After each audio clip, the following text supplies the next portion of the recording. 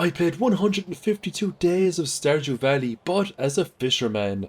This is the ultimate fisherman movie, the 1.6 Stardew Valley Riverlands farm. We are going to jump straight into this challenge with one goal in mind, and that is to reach perfection.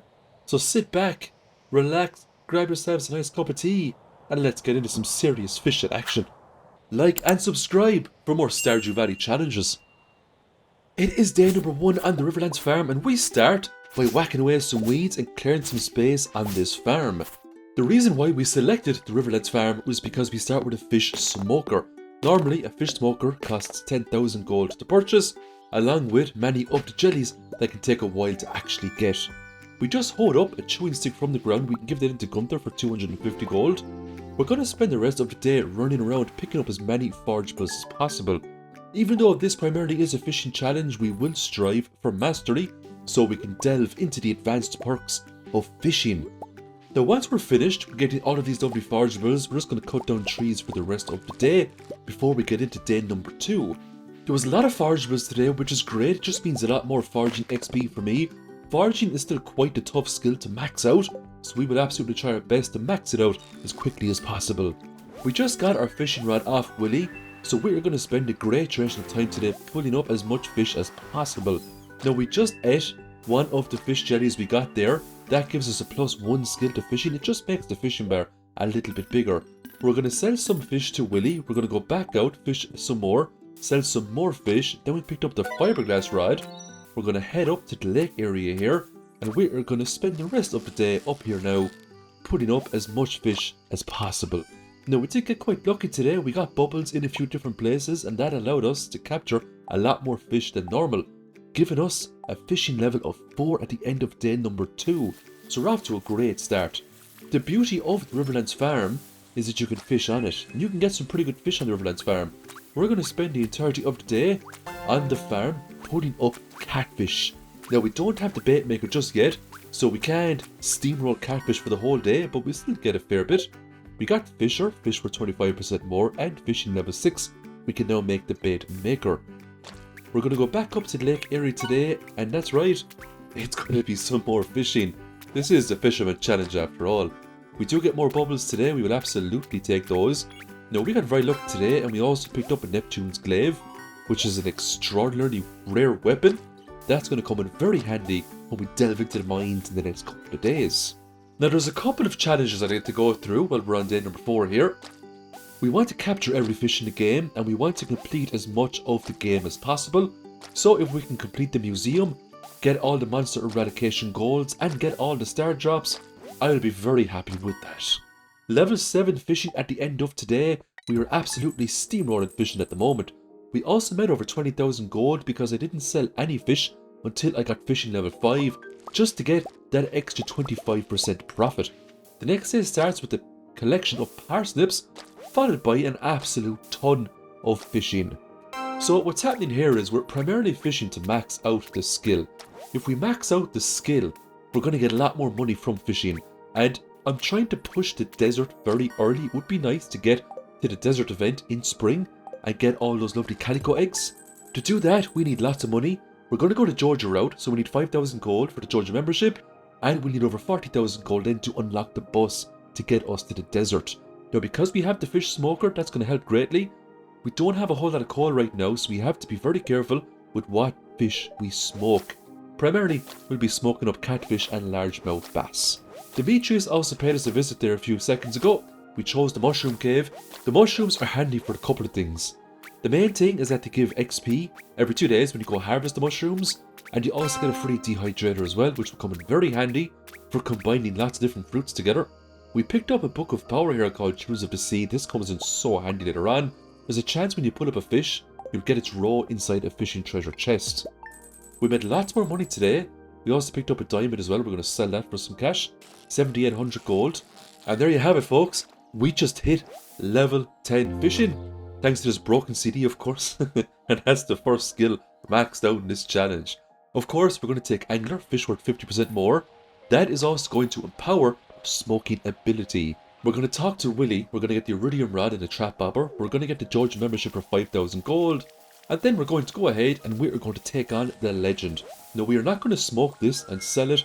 We're going to get Robin to make us a fish pond, and we're going to benefit from legend row every couple of days. In the long run, it's a much better tactic than sell it straight away. Now if we were really stuck for cash for the desert festival, I would consider selling it because you can get legend 2s later on. But we had almost 40,000 gold. We were okay for money for now. So it was to make progression in the mines. That was the #1 priority. See, the biggest problem here now is that the desert is on in actually a handful of days. We need to get some decent gear if we're going to make a decent attempt at the Skull Cavern over the 3 days that we can get in there without the Skull Key. So we're going to go to Morris today, going to pay the 40,000 gold to unlock the bus. Once we're finished with this, we're going to go straight back into the mines, and the priority again is progression. We want to get down, get some good boots, get some good defense, get some good weapons. Now we have the Neptune's Glaive. It's a good weapon. Because we're not going to be getting the Skull Key before the Skull Caverns, the enemies aren't going to get a buff. But it would still be nice to go in there with the Obsidian Edge, because it's a little bit better than that with the Neptune's Glaive. We also want to get a mining skill of at least 6, which will allow us to make bombs. And that is your bread and butter when it comes to the Skull Caverns. If you can make bombs, go in there with a couple of healables, you'll be alright. The next day, we're going to cut down a couple of trees here. We need 300 wood to repair the bridge. The reason why we want to repair the bridge is so we can get across and get the lovely resources. We need coal. We also need iron bars and a sea urchin to make a bait maker. Once we make the bait maker, the money is going to start flowing, because we can, for example, create largemouth bass bait, and we can fish up largemouth bass for the whole day. If we get a rainy day, we can go to absolute town on catfish. Going into the mushroom cave every 2 days is really paying off. All these common mushrooms will be used to enhance our progression in the mines. Because we had some leftover cash, we get the first backpack upgrade. We will try to get the final upgrade before we go into the Skull Cavern. That's going to happen in a couple of days. If we want Robin to make us a fish pond, we need 5 green algae and we need 5 seaweed, along with 200 pieces of stone. And fortunately enough, we have that. That's going to be the first of many, many fish ponds. You're going to see a huge fish pond farm over the next couple of months in this game. We're doing more fishing today because I want to get more money. I picked up a combat quarterly. 250 combat XP was very nice to get that. The next day, again, we are doing more fishing. Reason being, I just needed more money for the whole pilot things. I needed money for the backpack upgrade. I also needed money to get more Georgia development projects. It would be nice to get the minecarts so we can fast travel around the place. We also need money to upgrade our tools, so I just got the copper pickaxe back off Clint there. That's the reason why we didn't go back into the mines. We didn't have our pickaxe. I'm going to give him the pickaxe again to upgrade it to a steel pickaxe. We really need that for the Skull Caverns. We don't want to be going in with a regular or a copper pickaxe. As a rule of thumb, if we see bubbles, we're absolutely going to fish them. Look what we got today. We got one of the rarest things you can pull up from a treasure chest. Another treasure chest, but this one sells for 5,000 gold. And we got a diamond to boot. We'll keep the diamond for triple shot espressos. Because Clint was still working on our pickaxe, all we could do was what we do best, and that was fish. Fish, fish, fish some more, fish until we flop. We got level 3 foraging today, that was nice. Making a cookout kit early can be quite advantageous. There's a lot of nice stuff you can make with that. At this moment in time, I figured that I probably wasn't going to have mining level 6 by the time I got to the Skull Cavern, unless I got extremely lucky. Speaking of lucky, I just picked up a dinosaur egg today. Now because this is a Fisherman challenge, we're not going to incubate that. That's going to be handed straight into Gunther. But normally, if you're new to Stardew Valley, if you get a dinosaur egg, absolutely incubate it to make more dinosaurs, and then give the next egg into Gunther. The smoked fish were doing really well. If we had artisan, we would get even more for those, but for now, we'll stick with our 50% increased value for all these lovely fish. 600 gold for the smoked iridium quality largemouth bass. That's really good for early game. We finally have our fish pond. We're going to put our legend straight into that, and hopefully, in the next day or two, we will start to get some legend row. The legend row sells for a lot of gold. It's absolutely amazing, especially early game. We will use that dehydrator to full effect. We're also going to pay Gunther a visit. We will occasionally visit Gunther and hand in all of the minerals and artifacts that we find when we're doing Skull Caverns or if we're fishing stuff up. We get our steel pickaxe back off Clint. Now we're going to hand in a new tool today, but not the pickaxe, we're going to hand in the regular axe. We're also going to get the final backpack upgrade. It's always nice to go into the Skull Caverns with max inventory slots. Now, we have one day to get as much mining XP as possible before we start doing Skull Cavern runs, so we're going to make the most of it today. We have our steel pickaxe, we have a decent weapon, we're probably not going to get down to get the obsidian edge, so we will have to use our Neptune's glaive to fight the enemies within the Skull Caverns, but look, it's still a fairly decent weapon. I can make cherry bombs, so I'm going to make as many of those as possible using my copper ores and my coal. I can't make regular bombs just yet. As we can see, my mining skill is just level 3. I need 3 more levels to get it to level 6. Welcome to the new 1.6 Desert Festival. I suppose it's not that new anymore because the 1.6 has been out for a while. We're going to get the extremely sharp cheddar along with the uncomfortable hot sauce. This is going to give us an attack boost and a speed boost.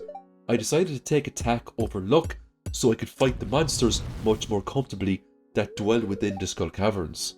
We're going to have mummies, serpents, purple slimes, iridium bats, and hopefully, with these buffs, we will be able to wipe them out in a couple of strikes with the Neptune's glaive. Now, because we didn't pick up the Skull Key, the enemies have not been enhanced, so we should be able to take them on toe to toe. There's also quests we can do here to get more Calico eggs. We've got Treasure Hunt and Monster Hunt. We're going to go with Treasure Hunt, collect 15 pieces of iridium ore. Now, one of the best things about doing this event early is the fact that you get 50 mining XP every time you break open a Calico node. And unlike the iridium nodes, you'll find Calico nodes all over the place. You don't have to get down deep to come across Calico nodes. So we are going to use this to our advantage, and every time we see Calico nodes, we will absolutely try to detonate them. So how the main event works is that we want to get a high egg rating. Every time you get down 5 floors, you get 1 egg rating. If you click on one of those shrines, you might get a buff or a debuff, but you also get an egg rating. If you get a really high rating, you get a really good prize off Gil. Now, we didn't hand in the quest today for Gil. Instead, we prioritised getting skill ups with mining. Now, we finally got the level 6 mining there. We needed that badly. We're going to use that level 6 mining to full effect. We're going to make huge amounts of bombs now today. I have some iridium quality chubs there too, for health and energy. The shrines can also give you what's called a full refresh. It fills up your health at the top again. So, I mean, look, it's a double-edged sword. They can bless you or they can curse you real bad. Diamonds give 150 mining XP. We will absolutely get those if we see them. To be honest, if we come across any sort of a node, we will try to harvest it because every single node has a use at this part of the game. We need iridium ores to make iridium bars to fix up the boat to get to Ginger Island. We need iridium bars to upgrade tools. We need gold to make mega bombs. We need iron to make regular bombs. We need copper to make cherry bombs. So everything has a use at the moment. Now, we end up doing fairly well today. We also grab a couple of prismatic shards as well, but you actually can't trade in a prismatic shard for the galaxy weapon while the event is on, because the pylons are blocked by a tent. Now, we got a fairly high egg rating today. Not the highest, but high enough for Gil to give us 200 Calico eggs. And we also got Gil's hat as well. That was really nice of Gil to do that for us. Level 5 combat, we will for now take fighter. All attacks deal 10% more damage. That will make the Neptune's glaive a little bit stronger. We also got level 7 mining, which was nice. We're now doing the final day of the Calico event. Now, we ended up getting terrible luck today. We were getting a lot of debuffs from the shrines. We get debuffs, for example, that spawn more monsters. They'll spawn in elite skeletons. They'll spawn in more serpents. Enemies will hit harder. It was just a bad luck day. But there is a silver lining. Because we were fighting a lot more monsters, we were getting a lot more combat XP. And we need all these XPs if we want to get into the Mastery Cave as quickly as possible. Now, look at all the serpents here that are attacking me. And this is nothing compared to the waves of enemies that end up attacking me as we get deeper into the Skull Caverns, as we start activating more of those Calico statues. We picked up a new book of power. This one is called the Monster Compendium. Monsters have a small chance to drop double the loot when they are defeated. Now, it's a very small chance. I think it's maybe 5%. But you'd be very surprised how often it activates, especially if you're fighting swarms of monsters. The elite skeletons have finally graced us with their presence. They've got a lot of HP and they hit quite hard, so we cannot underestimate them, especially those mage skeletons. There was also haunted skulls fighting us as well. Now, in all fairness, the haunted skulls can actually drop some fair nice things. They can drop ruby rings, they can drop magic rock candies, they can drop some nice stuff indeed. They can even drop lucky rings as well. We spoke to Gil before the day was out. Now look, the egg rating we got wasn't as good as the one we got yesterday because we just got bad luck with the statues. But we still got some Calico eggs and Triple Shot Espressos. I purchased 6 Woodcutters Weeklies with the Calico eggs. I also did the quiz here as well, and I got all the questions correct. And I got more Calico eggs, so we're going to purchase 1 more Woodcutters Weekly. Each of these Woodcutter skill books gives us 250 foraging XP. We're going to activate these now the next day. We're going to get an absolute ton of foraging levels from these. And that is actually a very good tactic to try and max out foraging in spring. It's going into the Skull Caverns when that event is on. Try to accumulate as much Calico eggs as possible and purchase tons of Woodcutter Weeklies. It saves an absolute ton of time. We're going to go to Clint, upgrade our axe to a steel axe, and we're also going to get Clint to break open all of these geodes as well. Now, we are holding on to that prismatic shard, so don't panic. We're not going to give that to Gunther. That's going to go straight out to the desert, where it will be upgraded to a galaxy sword. We also picked up a sea urchin today, and we also have iron bars. We can now make the bait maker. And this is going to dramatically increase the money we make from fishing, because we can now use the bait maker to give us a very good RNG chance to get the desired fish that we want. So primarily it's going to be largemouth bass fishing during the day, during regular weather, and then when it's raining it's going to be some serious catfishing. Now I put the bait maker in a stupid place, so Bastion will come along later when he has his cigarette and he will destroy that because it gets in the way of his path. Now we ended up getting huge amounts of largemouth bass today, and we're going to smoke all of these, provided we have the code, of course. Level 4 foraging gives the mushroom log. It's a good way to get foraging XP. The only downside is you need moss to make it, so we can't spam those in spring, unfortunately. We do get level 5 foraging. We will take gatherer, because if we pull up double foraging, that's double XP. We made lots of money from fishing, and now it's more progress in the mines. We got down to floor 80, picked up the firewalker boots. We're going to get down to floor 120 now and get the skull key. Once we get the skull key, we can do as many Skull Cavern runs as we wish. We already have the Galaxy Sword, so we can grab the key straight away. It doesn't matter if the monsters get increased stats, we have a real nice weapon. On floor 98, we got a mushroom floor. This was a huge perk. All of these purple mushrooms are going to come in so handy for healables later on. It just means I don't have to spend money on salads. I got to floor 100, we picked up our first star drop of the challenge. Many more star drops to go. The next day, I did a help wanted quest. I just had to fish up some smallmouth bass. It didn't take long to do it at all. I do want to get some star drop teas because it would be nice to get married in this game. If we want to get all the star drops, we will have to marry someone and we will have to increase their friendship to the point where they give us a star drop. Because we had steel axe and a steel pickaxe, we were able to go up here and get the alleyway buffet. It just makes the trash cans a bit more lucrative. Money is still very important because we need it for the Georgia development projects. We're going to go back to Morris, and now we are going to get the minecarts. Fast travel means less time going from A to B, more time gathering resources, accumulating XP. We got another mushroom floor today on floor 104. It's just really lucky with the mushroom floors. We get the space boots on 110, and Morris and his team are fixing up the minecarts before we get into the next day. Many monsters that we destroy are quite valuable when it comes to making specific equipment later on. All of the bats that we kill drop bat wings. We need bat wings to make the lightning rods later for battery packs, because sooner or later we're going to get to the stage where we have to fix the boat to Ginger Island. We need to get to Ginger Island, start farming over there if we want to get into the Mastery Cave. So we will start upgrading our watering can soon enough as well.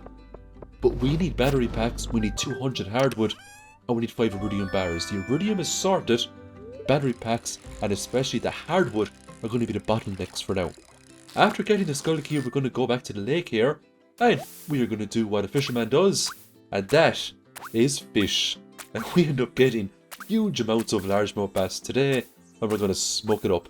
Now, I am aiming to make more than 10 million gold in this challenge. It should be possible, but a lot of it is going to come down to how often we end up getting very specific quest lines later on, especially the quest line for pulling up legendary fish. Now, we ended up making huge amounts of money today, especially from the smoked largemouth bass. We're going to get some gold bars today. We need those for upgrades. We also got a cake off the mother as well. That cake is going to come in very handy. We're going to spend some time doing some foraging today. We're very close to foraging level 6. If we can push foraging though to level 7 sooner rather than later, we get our hands on tree fertilizer. With that, we can grow a huge forest of trees and that make getting foraging to tent a lot easier. We had the money, it was time for another Georgia development project. We're going to take the bridge this time. This will give us access to a lot more resources, including a new cave that we get to explore. Now inside the cave there isn't a whole lot of stuff for us during this challenge, but the haunted skulls have a chance to drop some good stuff. Once Morris and his team fix up the bridge, we're going to claim that level 6 foraging, and then we're going to visit the quarry the next day. We're going to use some bombs here, detonate some nodes. We also get mining XP from this as well. These haunted skulls are worth farming every single day. You can just do this dungeon once per day, similar to the Volcano dungeon. But doing it once per day is good because you can fight the floaty skulls, you can get some good rings. There's also a chance they can drop magic rock candies. Now look, it's super rare, but you never know. I believe you can get cursed mannequins off them as well, which makes for a pretty spooky decoration inside your house. Getting access to the secret woods is a game changer. We can farm up those stumps every day. We're also going to visit the desert to get some triple shot espressos and spicy eels. It's time to gear up for the next Skull Cavern run. We managed to get foraging level 7 today, which was great. We can now make 3 fertilizers. So we're doing very well with skill ups right now. For the rest of today, we're doing lots of fishing. More fishing, more largemouth basses. We're going to smoke them all up, of course. And we're going to sell them all for even more money. We got our first piece of legend road there too. That sold for over 2,500 gold. Wait until we make some preserve jars and we start aging that stuff. We're going to see some serious money then. Clint is going to upgrade some watering cans. Getting 20 coal off an Omni Geode is just so nice. Another day, another visit into Georgia once we're finished with Gunther here. And this is the power of the Riverlands farm, everyone. Because we have the fish smoker, we're doubling the value of fish. And because we have the bait maker, we can basically put up the same fish for the whole day. That's why this Riverland farm is so powerful in the early game. Now in the mid to late game, especially in the late game, it pales in comparison to other farms. But for early game challenges, the Riverlands farm is an absolute no-brainer. We're doing more fishing today because we need more money for more Georgia development projects. We're trying really hard to get to Ginger Island before summer kicks into play. This is going to unlock Panty for us, which is great. One more upgrade to go, that's the greenhouse. Now we fished up huge amounts of trash. We're going to make some recycling machines and make the most of that trash. If we get, for example, soggy newspaper, there's a chance that can be turned into cloth. That can be sold for some decent money. The next day is a rainy day, and I'm telling you right now, we're going to make the most of it. It is going to be catfish day. We have the bait maker, we have the fish smoker. We are going to spend the whole day putting up as many catfish as possible. We are going to make some serious money today. When it comes to fishing in spring, catfish is the ultimate fish when it comes to money. Bar the legend, of course, but when you just get one legend, you can get hundreds, if not thousands, of catfish, depending on how many rainy days you get. Now, because we had max level fishing, we had the trap bobber, these catfish were quite easy to get. So we didn't really have to struggle against these catfish, because we had a lot of fishing perks that were helping us along the way. And just look at the sheer amount of catfish we get today. Huge quantities of catfish. And because we have the smoker beside us, we can just bop them into the smoker one after the next. It only takes something like 40 or 50 minutes for the smoker to complete a catfish cycle. We also built the greenhouse today as well, and the raccoon ran out of there. That will activate the raccoon side quests later on for us as well. So we made about 27,000 gold today, primarily from catfish, and if you think that's good money, you have seen absolutely nothing yet. Wait until we get to the volcano, and we start using the lava eels up there. Oh, wait until we get the legendary fishing quest from Key Secret Walnut Room, and we start pulling up tons of legend 2s. That is all going to happen in this challenge. You are going to see the best money-making fishing tactics that you've ever seen in your history of playing Stardew Valley. You're going to see it all in this video. All of the fishing techniques, all of the fishing tips, all here packed into 1 hour and a half of lovely Stardew Valley fishing content. So it's back to the Skull Caverns today, and what we're really aiming for today is trying to max out combat and mining, along with getting as many resources as possible. Skull Cavern hits all those areas quite well, especially skills up on mining. We get a lot of prismatic shards today as well, and we will eventually donate one to Gunther, but we also want to trade some in too for magic rock candies. Level 10 mining, we actually went with Prospector there to get double the coal. I also got a soda machine here from Morris from completing all of the basic development projects. The soda machine is actually pretty nice because it gives you a Georgia cola every day. Clint will continue to upgrade our watering can all the way to iridium. Reason being, we can't make quality sprinklers, we haven't really invested in farming just yet, and we're going to be growing tons of crops over at Ginger Island later. The iridium watering can lessens us to blow a bit. We pulled up another legendary fish today, the crimson fish. For the rest of the day, we are going to fish down by the beach. You can get some amazing fish here by the beach, and a lot of fish sell for huge amounts of money, especially the fish you can get at night, the super cucumber. Now this thing is one of the MVPs of summer. The next day, Gunther finally paid us a visit because we've been donating so many minerals and artifacts to him. We got the key to the sewers. We also got 10,000 gold off Mr. Key for getting past 430 in the Skull Caverns. Now the reason why we didn't get that during the Desert Festival is because it's not considered doing a regular Skull Cavern run. So that's why we only got the 10,000 gold now, and we didn't get it halfway through spring. We also fished up the mutant carp today, so we now have a lot of legendary fish that we can put in the fish ponds. Because I had some spare cash, I'm going to buy the recipe for the fish smoker off Willie. We will end up making a couple of more fish smokers later on. We pulled up the octopus as well. Now that is the big ferocious baddie when it comes to fishing in summer, the octopus. It's a very, very difficult catch. We now need to fix up the boat at Ginger Island. We need 5 battery packs, 5 iridium bars and 200 pieces of hardwood. The best place in my opinion to get cave jellies is to go down here to floor 100 in the regular mines. You'll get loads of cave jellies down here, no problem at all. It's by far the best place to get them. So we're going to put crimson fish into the second fishing pond that Robin has built. We will get Robin to make a lot more for us. We're now going to focus on getting lots of sturgeons today. Smoking these things up can give huge amounts of money. They're not as good as the lava eel, but they're way more common, making the sturgeon a really good fish to get in summer. So we're getting some iridium bars now today. Some will be used to fix up the boat, others will be used for tool upgrades, like the watering can here. We just got back the gold watering can from Clint. We're going to hand that straight back in now and upgrade it to an iridium watering can. Because it's Thursday, we're going to visit the desert trader.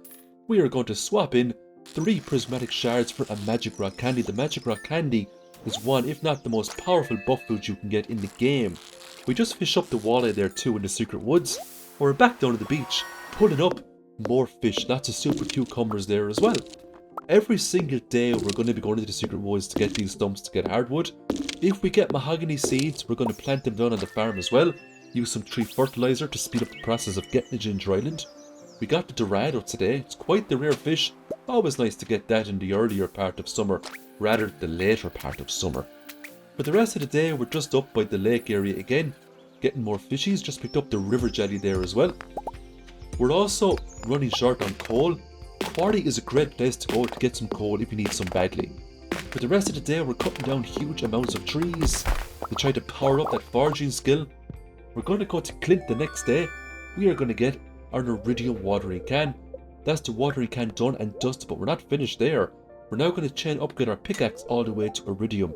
Because we're going to be doing volcano dungeons very soon, it would be nice to go in there with an iridium pickaxe. So we're back in the Skull Caverns today, but we're looking for our battery packs, believe it or not. We need 5 battery packs. You can actually get them in the Skull Caverns if you fight iridium bats. There's a fair good chance they'll drop a battery pack. But if we want to find iridium bats, we got to make it past floor 50. We got the green rain today, and we are going to absolutely make full use of this rain.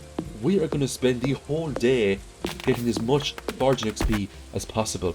Now all those mahogany trees will give us the hardwood we need to finally repair the hull on Willie's boat. We are going to get huge amounts of fibre today. We're also going to cut down some fiddlehead fern trees. I get some fiddlehead ferns. We're also going to visit Clint. We're going to get our gold pickaxe now today, and we're going to give that straight back in for an iridium pickaxe. Now 25,000 gold and 5 iridium bars, we had the cash, so why not? We also had the resources finally to fix up the boat here for Willie. We can now go to Ginger Island tomorrow if we so wish, and there's lots of great stuff we can get over on Ginger Island. But first, let's go into the regular mines here. Let's start wiping out some monsters. I found that if you go to the regular mines, fighting the Void Spirits is a good way to get combat XP. Now, fighting the big huge purple slime balls inside Skull Caverns is a good way too, but sometimes I like to mix it up. We also had the Dwarvish translation guide, so I spoke to the dwarf there and got the Dwarvish safety manual, which just means we take a little bit less damage when bombs detonate around us. We're going to go visit the boat the next day, 1,000 gold to get a trip over to Ginger Island. I can tell you right now, it's definitely worth it. It is now time to start collecting golden walnuts. Now, I know where all golden walnuts are because I've done this so many times. If you're new to the channel and you like 100 day videos, well, you've just stumbled across a treasure trove. I've actually lost count when it comes to how many 100 videos I've done, but check out the playlists. And if you're still watching, if you haven't hit that subscribe button, would you consider subscribing to the channel? I release content all the time and I would love to be a full-time YouTuber. I can only do this full-time if my subscriber count grows. And you have the power to make that happen. So if you haven't subbed, maybe just consider it. It's free of charge and it ensures that you don't miss out on any of the future Stardew Valley challenges that I do. So the goal today is quite simple. Accumulate enough golden walnuts to get the house fixed up so we can sleep over here on Ginger Island and we can start our adventure anew tomorrow over here instead of paying Willy 1000 gold again to get the ship over. Now there's lots of nice resources over on Ginger Island, lots of mahogany trees. There's golden walnuts all over the place. I mean, there's more than enough to accumulate enough golden walnuts to get the house fixed up. Now I got very lucky today with those mussel nodes. I got 4 of the 5 golden walnuts from detonating those nodes. That has never happened to me before. Normally it takes me the bones of a couple of seasons to get all of the golden walnuts from those mussel nodes. But the rest of the night we did more fishing, picked up the 9 fish. I also got all 5 of the golden walnuts from fishing today as well. The next day we're going to visit Clint. We finally get our iridium pickaxe. We're now going to hand in the axe and upgrade that all the way to iridium as well. Thank you very much, Clint. We're now going to visit the Volcano dungeon. There's some great things we can get in here. We can get the hot jabbering, we can get the dragon scale boots, we can get the phoenix ring, we can get dragon tooth weapons. There's just so much cool stuff. Now in the elite chest today we got a dragon tooth cutlass. It's a real nice weapon and it is something we will enchant. We're going to make it way better. Now I didn't have time to get those golden walnuts and the prismatic shard today because it was almost 2 o'clock. So instead I ran to activate the shortcut so I could run up to the forge the next day and get some enchants done without having to go through the 10 volcano levels all over again. We got another skill up in combat. We can now make the iridium band. If we don't get a good ring in the volcano after a few attempts, I may just craft that ring because it gives an attack boost, magnetism, and it's a good light source. We freed Professor Snail.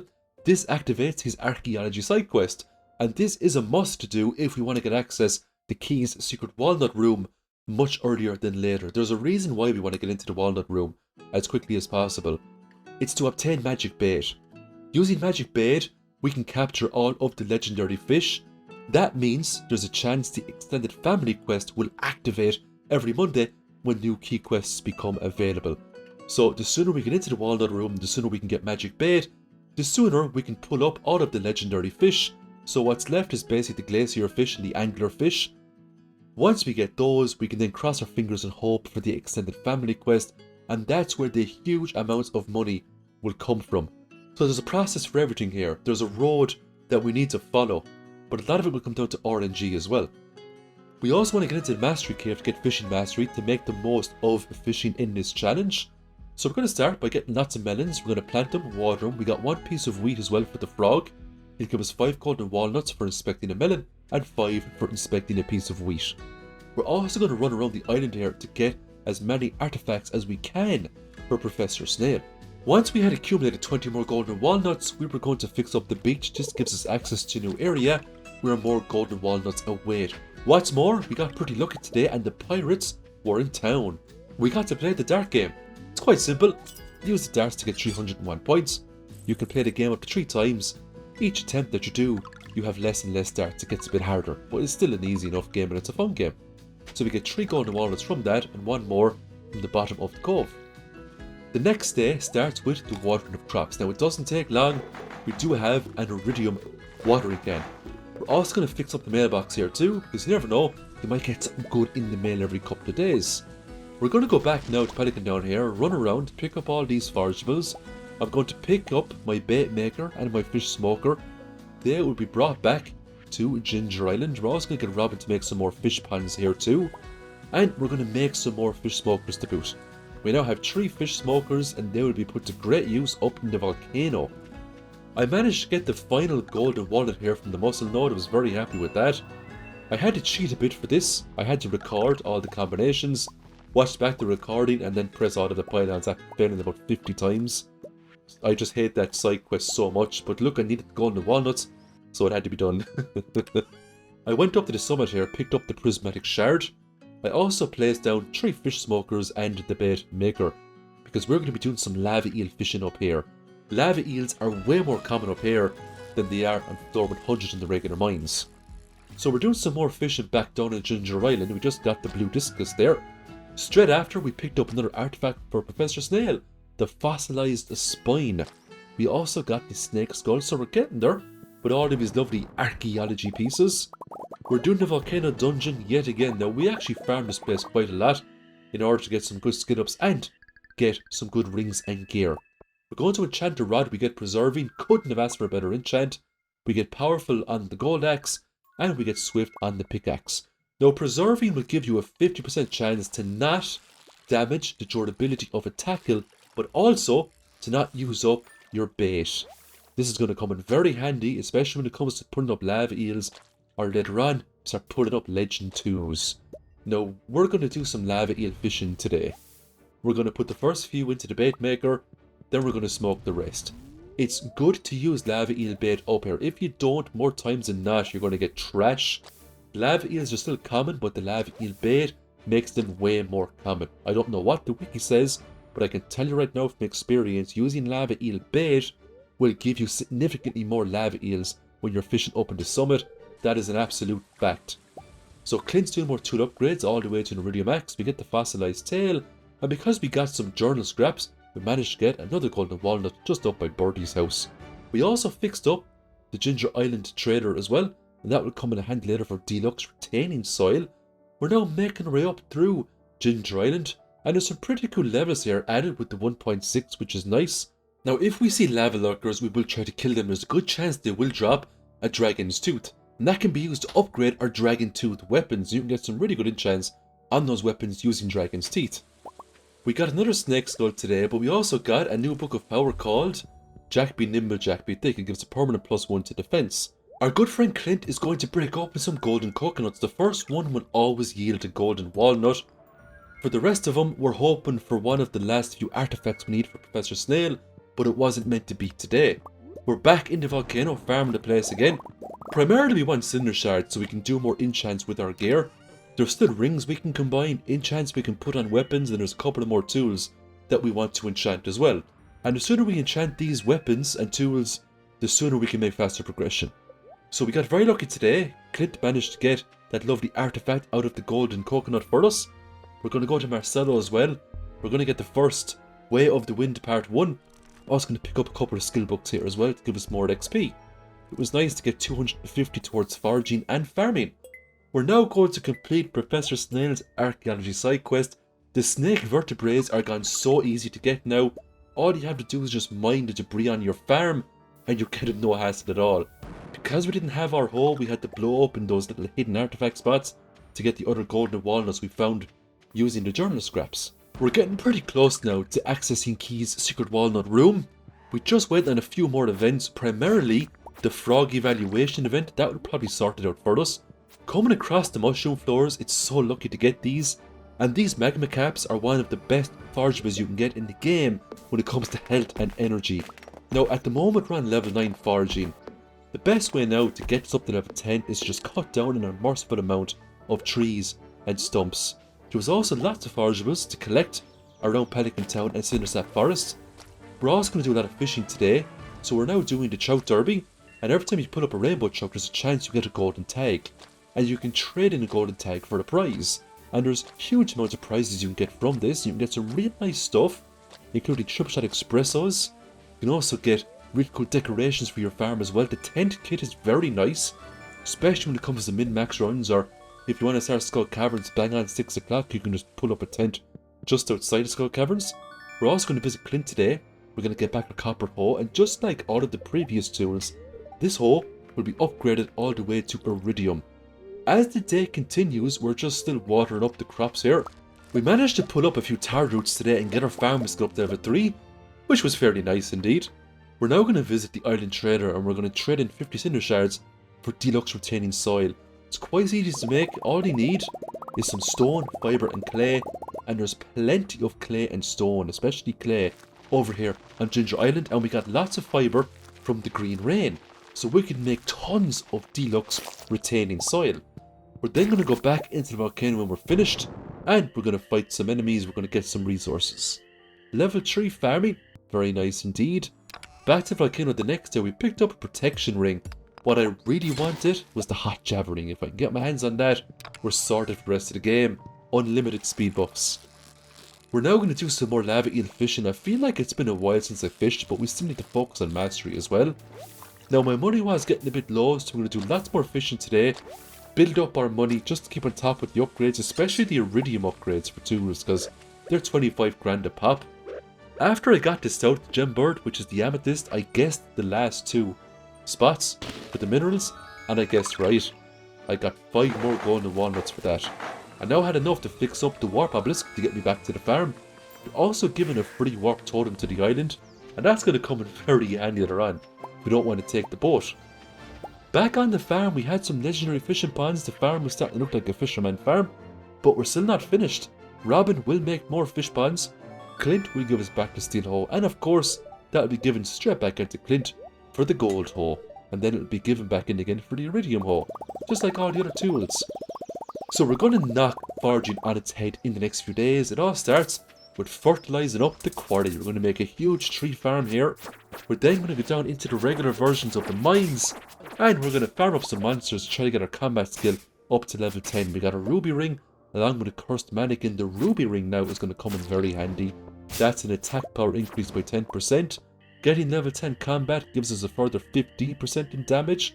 All in all, a 25% increase is pretty good in attack power. The melons and wheat are now all grown up, so we're going to go in here and talk to the frog. He's happy with the melon, that's 5 golden walnuts, and he's happy with the wheat, that's 5 more golden walnuts from the frog. If we had garlic, he'd give us 5 more, but you can't get that in year 1, unless you get lucky in the Skull Caverns and you pull it out of a chest. But I mean, the odds of that are quite slim, but it happens. It happens to me sometimes. After collecting all the melons, our farmer skill went to level 7. If we want to max it out, we will have to do another round of melons. But not to worry, we have deluxe retaining soil, so we can just plant away. There's no crows on Ginger Island, so we can just plant and leave it. Now, we didn't get the extended family quest, of course, because we don't have all the legendary fishes captured. So for now, we'll take Danger of the Deep. That's going to give us the most key gems. Before we go down and do the hardened versions of the mines, we're going to do one more volcano run, and we're going to try to get some more powers from this. So if I can get the dragon scale boots, I'll be oh so happy. We're also going to get the ginger ale recipe. Now it's 10,000 gold, it's so worth it. All you need is some ginger and some sugar. You can make ginger ale, it gives you a luck buff. It can also cure the nasty debuffs the putrid ghosts will give you in the hardened versions of the mines. We're going to make some staircases. We're also going to go to the desert trader. We're going to get some triple shot espressos, and we're going to get some spicy eels. Because we have slayed over 1,000 monsters, we're going to go into the back room of the Adventurers Guild and pick up a new book of power, the Mapping Cave System. It just gives a 50% discount on Marin's item recovery services. We're also going to make an iridium band. Just for the extra buffs, it does give a further increase to attack power. We're going to need all the attack power we can muster to fight the enemies in the hardened versions of the mines. Now this is an endgame dungeon. You're meant to come down here with endgame combat gear. The gear we had on us is alright. We can get much better stuff, but you know what? I suppose experience will fill the gap and a little bit of luck. We got a lot of radioactive ore that day as well. Before the day finishes, we're going to talk to the Statue of Uncertainty and respec combat. That's right, we're going to respec combat and go the critical strike route. We might as well go into the mutant bug lair and pick up this dark talisman. Level 5 farming, we're going to take tiller, crops worth 10% more. We need to take tiller anyway so we can grab artisan later on. Because we got level 6 farming, we can make quality sprinklers. We might leave them alone for now, but we'll see as time progresses. Level 10 combat, respect, desperado, critical strikes are deadlier. We're going to make some preserve jars today, and we're going to put these to some good work. We can now start getting aged raw. Bring on the money. Robin will make another fish pond for us as per usual. We're then going to go to Clint, and of course we're going to hand him back in the gold hoe. He will upgrade that to an iridium hoe. If you take a look at our money as well, it's doing really nice. The legend row sells for a lot of money. I also sold the melons too, otherwise just going to be sitting there in the chest. Even though this primarily is a fishing challenge, I did sell the melons, because I just didn't want them sitting there. But to be fair, 90% of the things I do sell in this challenge are fish, and fish related items. Now we're going to go to Sandy and we're going to get the Deluxe Speed Grow. It's very cheap compared to how Pierre sells it for. It's only 80 gold and it pops up on a Thursday. We're going to merge some rings, the Ruby ring with the Iridium Band. That frees up a slot for me to equip my Aquamarine ring and increases my critical strike rate. We're now going back into the hardened versions of the mines and we're making good progress. We're in the middle section now. To my experience, this is the hardest section because of the putrid ghosts. It's also a great place to get hardwood too, because many of the floors you have those big tree logs. You can chop them open for tons of hardwood. The radioactive ore is very important, reason being it's needed to make magic bait. Now you can always buy magic bait directly with the key gems, but you can also get the magic bait recipe and you can make your own. All you need is some bug meat and radioactive ore, and there you have it. That magic bait, it's really easy to make. Although you might get bottlenecked with the radioactive ore, once you complete the hardened versions of the mines once, you can toggle on and off the hard mode. So if you want to come back down and farm radioactive ore, you can anytime you wish. You just have to wait one in-game day for the mode to toggle from easy to hard. When I got down to the bottom layers here, there was lots of enemies. Those crossbow wielding shadow brutes, absolutely lethal. If they hit you with the crossbows, you can get a big blurry screen. It can make it really hard to maneuver. Now, if you're wondering where I'm getting the health from, it's because I have the Vampirum enchant on my Dragon Tooth Cutlass. I was hoping for Crusader, but I just didn't have enough Prismatic Shards or Cinder Shards to re-enchant to try to get Crusader, so I had to settle for Vampirism instead. But you know what? The Vampire enchant is pretty good, and it bypasses the debuff you get from the Putrid Ghosts. We made it down to 120, picked up the key gems. We're now going to spend a great deal of time today cutting down some trees to try to get this foraging skill up to level 10. Into the secret woods we go, and we're going to cut down all of the stumps in here as per usual. The next day we finally get our iridium hoe back off Clint, but we're not finished with Clint. We will come back later with the pan and upgrade that all the way to iridium as well. So we're going to purchase the magic bait recipe along with regular magic bait. We can now pull up any fish in the game, and we're going to use this to full effect. We're going to start on the last day of summer by getting the glacier fish. That, in my opinion, is the hardest legendary fish to get in the game. Much harder than that of the legend. The anglerfish is an absolute joke. We also put that up on the last day of summer as well. We're going to put these fish into fish ponds. We now have all of the legendary fish caught, and we have all of the legendary fish ponds filled up. All future fish ponds will be saved with the potential Legend 2 fish. We also get level 10 foraging as well, so it's onwards and upwards with these lovely skills. For now, we'll take botanist. Foraged items will be of iridium quality. So we didn't get the extended family quest like I was hoping for, so we're going to do a Skull Cavern invasion. Similar to the regular mines, it's just a hardened version of Skull Caverns. I actually managed to complete the monster eradication goal for magma sprites and magma sparkers. It just goes to show how much I've been going into this volcano dungeon to try and get better gear, but RNG just wasn't on my side. I wasn't getting the hot Java ring, I wasn't getting the dragon scale boots. The game just wouldn't cough them up. Now, in all fairness, I did get a dragon tooth weapon, so I can't complain fully. But it would still be really nice to get one of those two items. Two would be much better, of course. Welcome to the hardened versions of the Skull Caverns, and because it's the hardened versions, we can now get radioactive ores from inside this place. The serpents sometimes can be really long. The longer the serpent, the more HP it has, but just look at the build I'm using. If I crit anything, it will disintegrate before me. That's how strong this combat build actually is. Now, I've got 3 aquamarines on that Dragon Tooth Cutlass, so it's a real high crit chance. We also got a Galaxy Sword today. That's very rare. If you get 3 of those, you can upgrade a Galaxy weapon and turn it into an Infinity weapon. Once we get down to 400, we got some key gems. Robin's making more fish ponds, and now we're in fall, so it's time for some community projects. We'll take on Robin's project, try to get some hardwood. If we get enough hearts with Robin, she'll teach us the drum block and the flute block. It just makes getting 5 more golden walnuts accessible to us.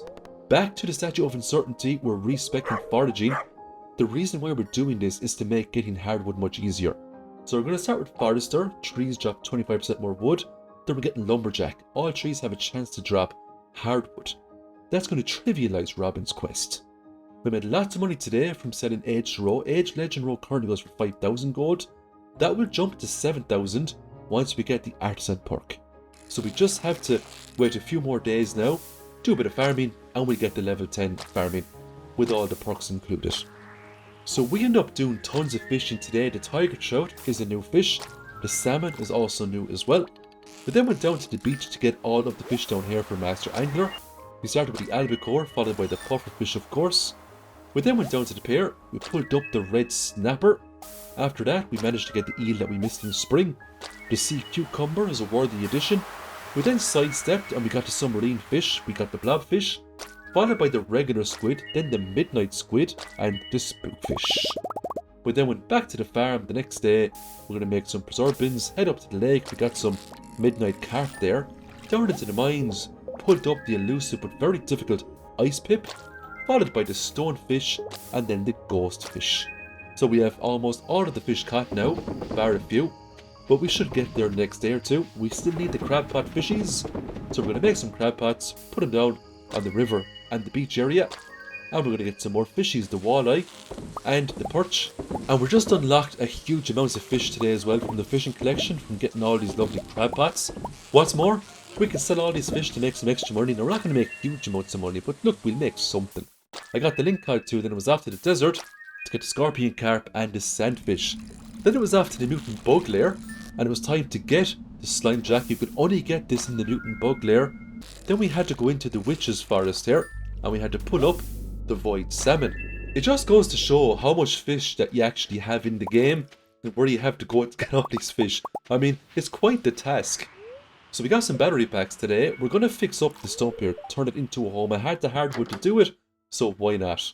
I also had some spare hardwood left over. We're going to give it into Robin to complete her quest as well.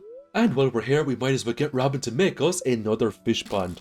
Just so you know, we're going to keep going with the fish ponds until we can't fit any more on the farm. That's what we're doing with the fish ponds. We just got the stingray on Ginger Island, and we got the goby down by Cindersap Forest. After collecting the rest of the crab pot fishies today, we finally got the Master Angler achievement. That is going to activate a star drop for us from Willy the next day, which is really nice. It's also really nice to complete all the fishing collection at the start of fall, or I should say the first week of fall. Now we're going to make some deluxe whirling bins because we had the moss to do so, and it would be nice to get some deluxe bait every single day. We got a star drop off Willy. It's actually really sad getting that one because Willy says that he has no kids to pass it down to. So hopefully one day Willy will find love. We're picking up Key's Prismatic Range quest today. We still haven't gotten the extended family. There's actually a chance we mightn't get it at all. If we don't get it, this won't be much of a fisherman's challenge. Let's just cross our fingers. For the Grange, I had most of the items already on me. It was easy to buy the Judge Codes for blue, Iridium ores for purple, Fibre green, Cherry Bombs red, Copper ores orange, and Sap yellow. It was time for some Legend 2 preparation. On the rare occasion we get the extended family quest, we're going to get Pierre's missing stock list, and we're going to get some key seasoning. And this is going to give us access to potatoes that we can put up in the greenhouse. We're going to use potatoes to make key season Dish of the Seas, which will give us +4 to fishing. We also picked up the Island Ingredients quest off Caroline. Upon completion of that quest, we will get the recipe for solar panels. We'll never need battery packs again. It was off to Robin, and that's right, it's another fish pond.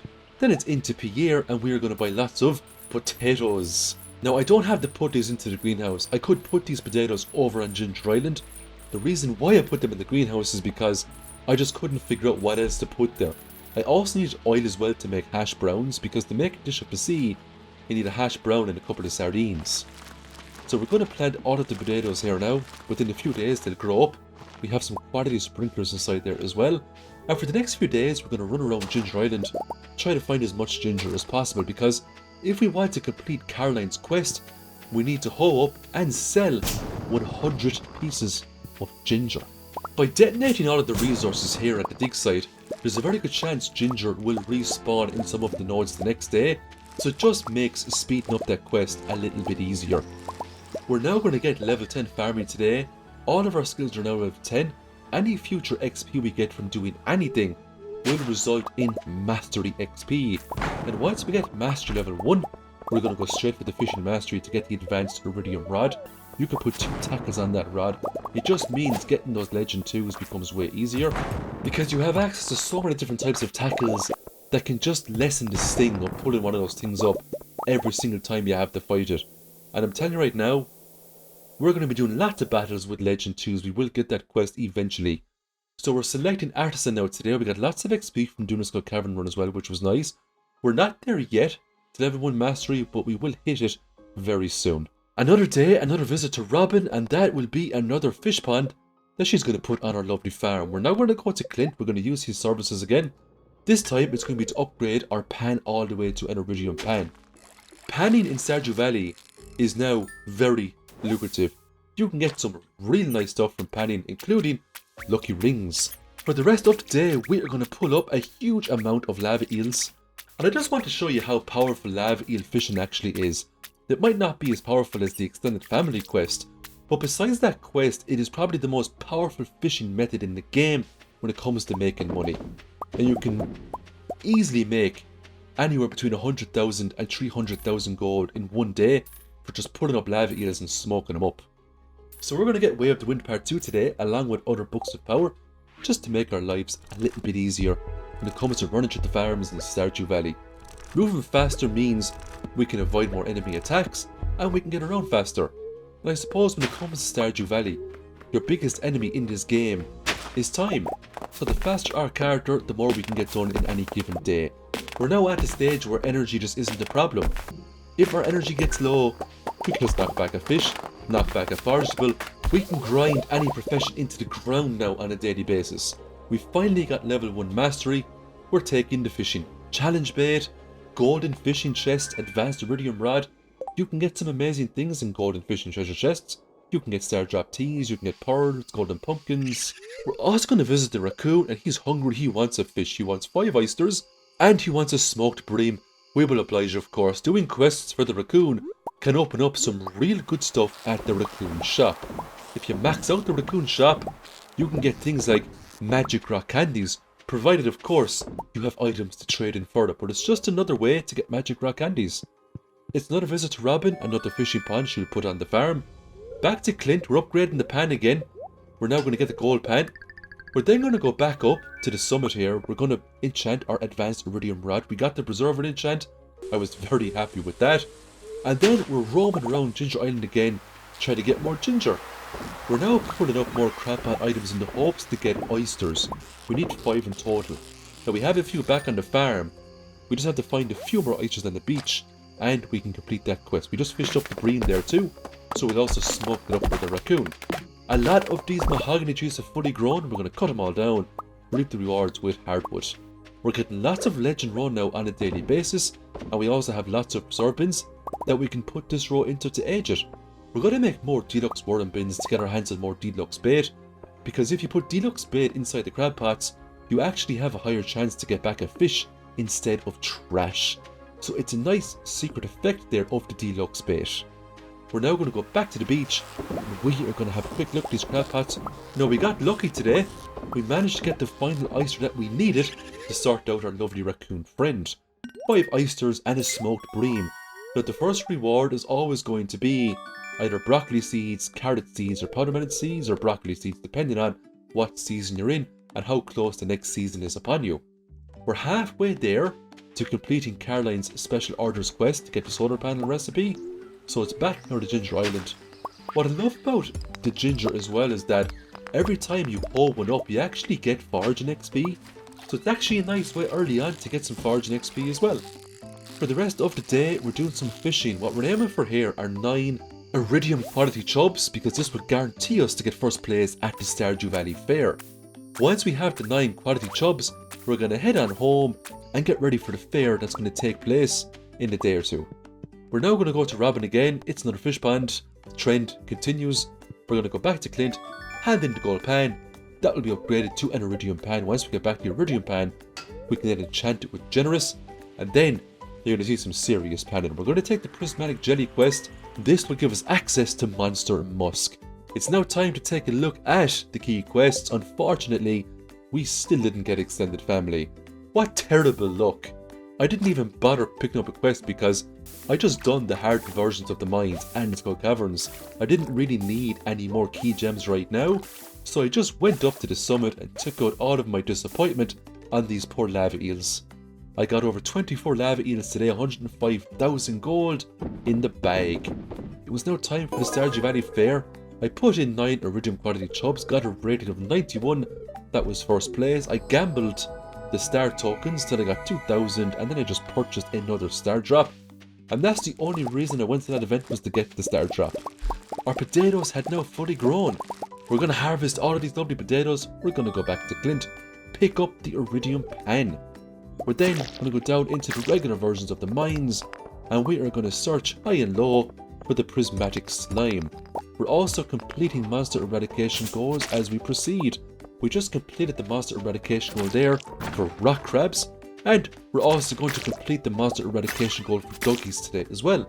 So we're actually making really good progress when it comes to monster eradication goals, and all of these slimes will count towards the big slime count. Now, we just wiped that prismatic slime off the face of Stardew Valley because of our critical strike build. And let me tell you something, that prismatic slime is lethal. It hits like a truck, it's got a ton of HP.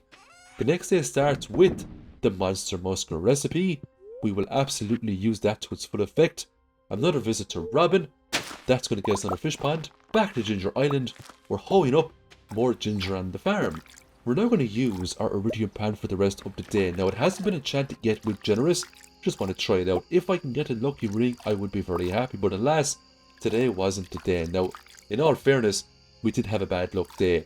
But you know what? I got lots of coal, lots of iron, lots of gold. I got lots of things that I could really use, especially coal.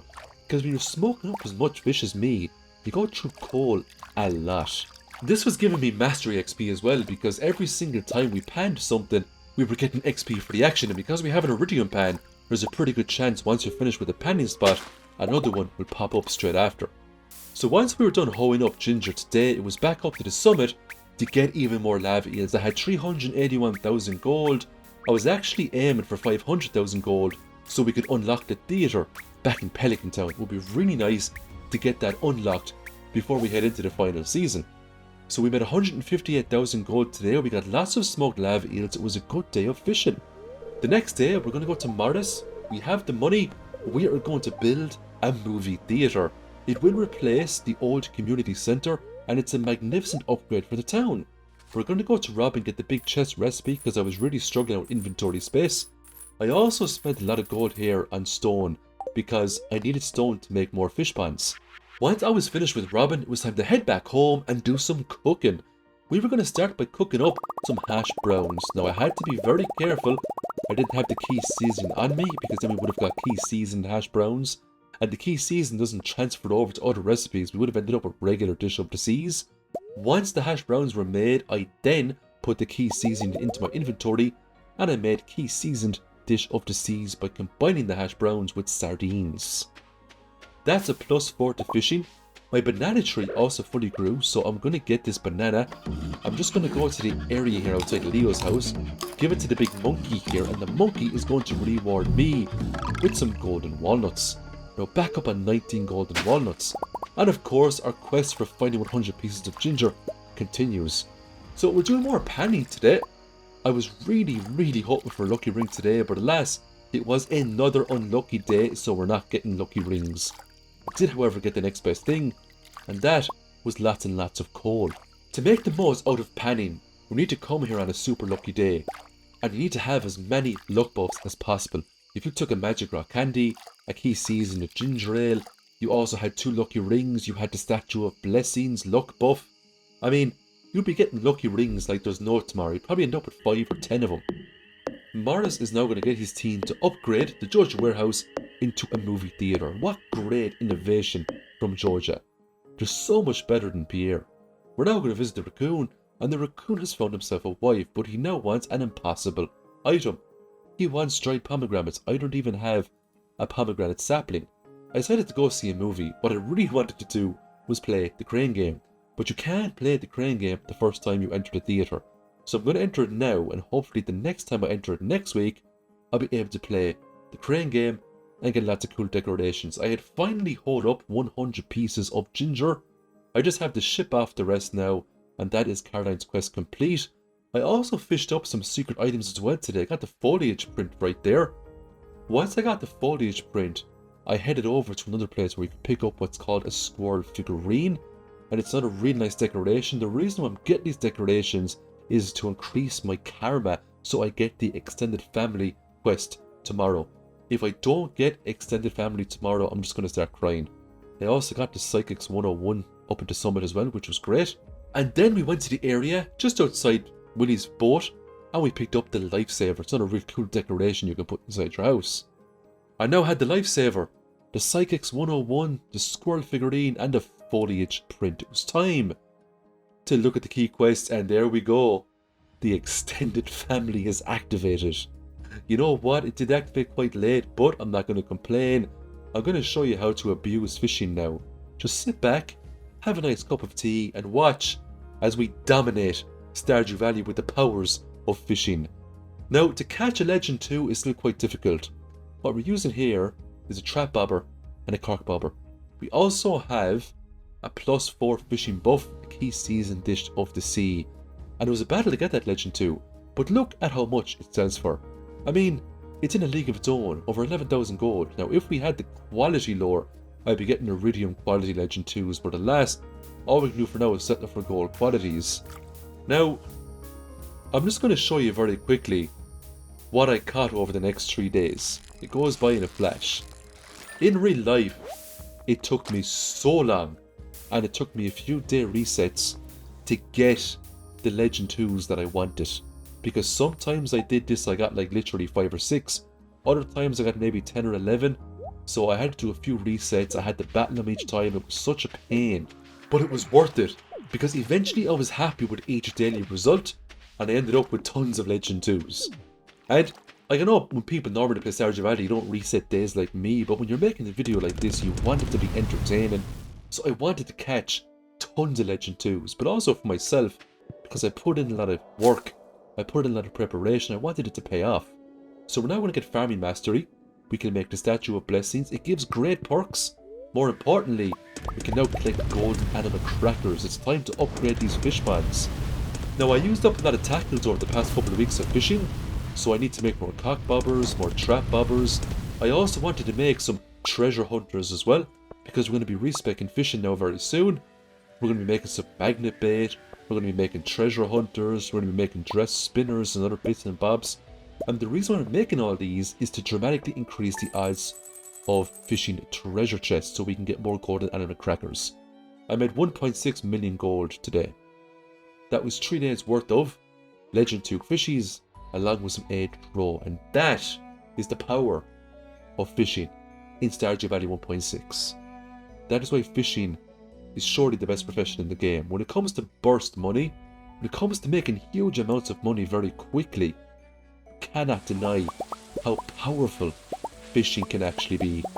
Sure, you can say, oh, you can plant starfruit, you're guaranteed to get starfruit wine, but you're fighting time then. You have to wait for the starfruit to grow. You're going to be waiting half the season. You have to wait for it to mature in a keg. You're going to be waiting bones of a week there. You get one extended family quest and boom, millions of gold. So we're going to go to Pierre. We're going to buy one of each sapling. And the reason why we're doing this is to ensure that any future raccoon quest we get, we will have fruit ready to go. I also picked up a star jockey as well from doing the help wanted quests. So we're going to talk to good old Krobus here. We're going to purchase the void egg. We're also going to make a mayonnaise machine, and we're going to turn the void egg into a void mayonnaise. The reason why we're doing this, so we can get the magic ink, so we can make some lovely warp obelisks. That's right, I've got 1.6 million gold. That is not going to waste. It is time to invest in an ability that's going to save us a ton of time. We had the iridium bars, we had all of the resources needed to make all of the warp obelisks. Tons of iridium bars. Because it's primarily a fishing challenge, you see, I'm not selling any of the mining materials. They're just all accumulating in the chest. I've got hundreds upon hundreds of iridium ore. If I wanted to turn ores into bars, I could in a heartbeat. So we're going to make a warp obelisk, Ginger Island. We can now warp to the island and warp back. We don't need to rely on Willie's boat anymore. Because I couldn't get into the swords through Pelican Down, I had to get into Cindersap Forest to get the Statue of Uncertainty, because today was the Halloween event. So we're respecing professions yet again, but the respec is going to be so worth it. We're going to pick up the Rare Crow and the Jack-o'-lantern tonight, and we're going to get through the maze and pick up that lovely golden pumpkin. We're then going to take the minecart back home, and we're going to go with Fisher again, but this time for level 10 fish we're going Pirate. Chance to find treasures doubled. Now obviously if we catch more Legend 2s, you know, if we get the quest again, we're not going to be selling them. We're just going to keep them until we respec fishing again. But for now, I want to dramatically increase the rate at which I'm getting golden animal crackers, because this is going to primarily double the output of each legendary fishing pond. And if we can get tons of legendary fishing ponds filled up with Legend 2s with golden animal crackers, you're going to see some serious money. Now I was actually running low on seaweed. I did pick up a lot of it during the hardened versions of the mines and the starter floors. So I came down to the beach here and I spent the whole day putting up tons of fish and tons of seaweed. I also got a crack at the golden animal cracker, no pun intended. Yeah, there's a joke. But the rest of the night, it's just more fishing. I ended up with one golden animal cracker that will be used to great effect. We'll throw that into the legendary fish pond, the legend.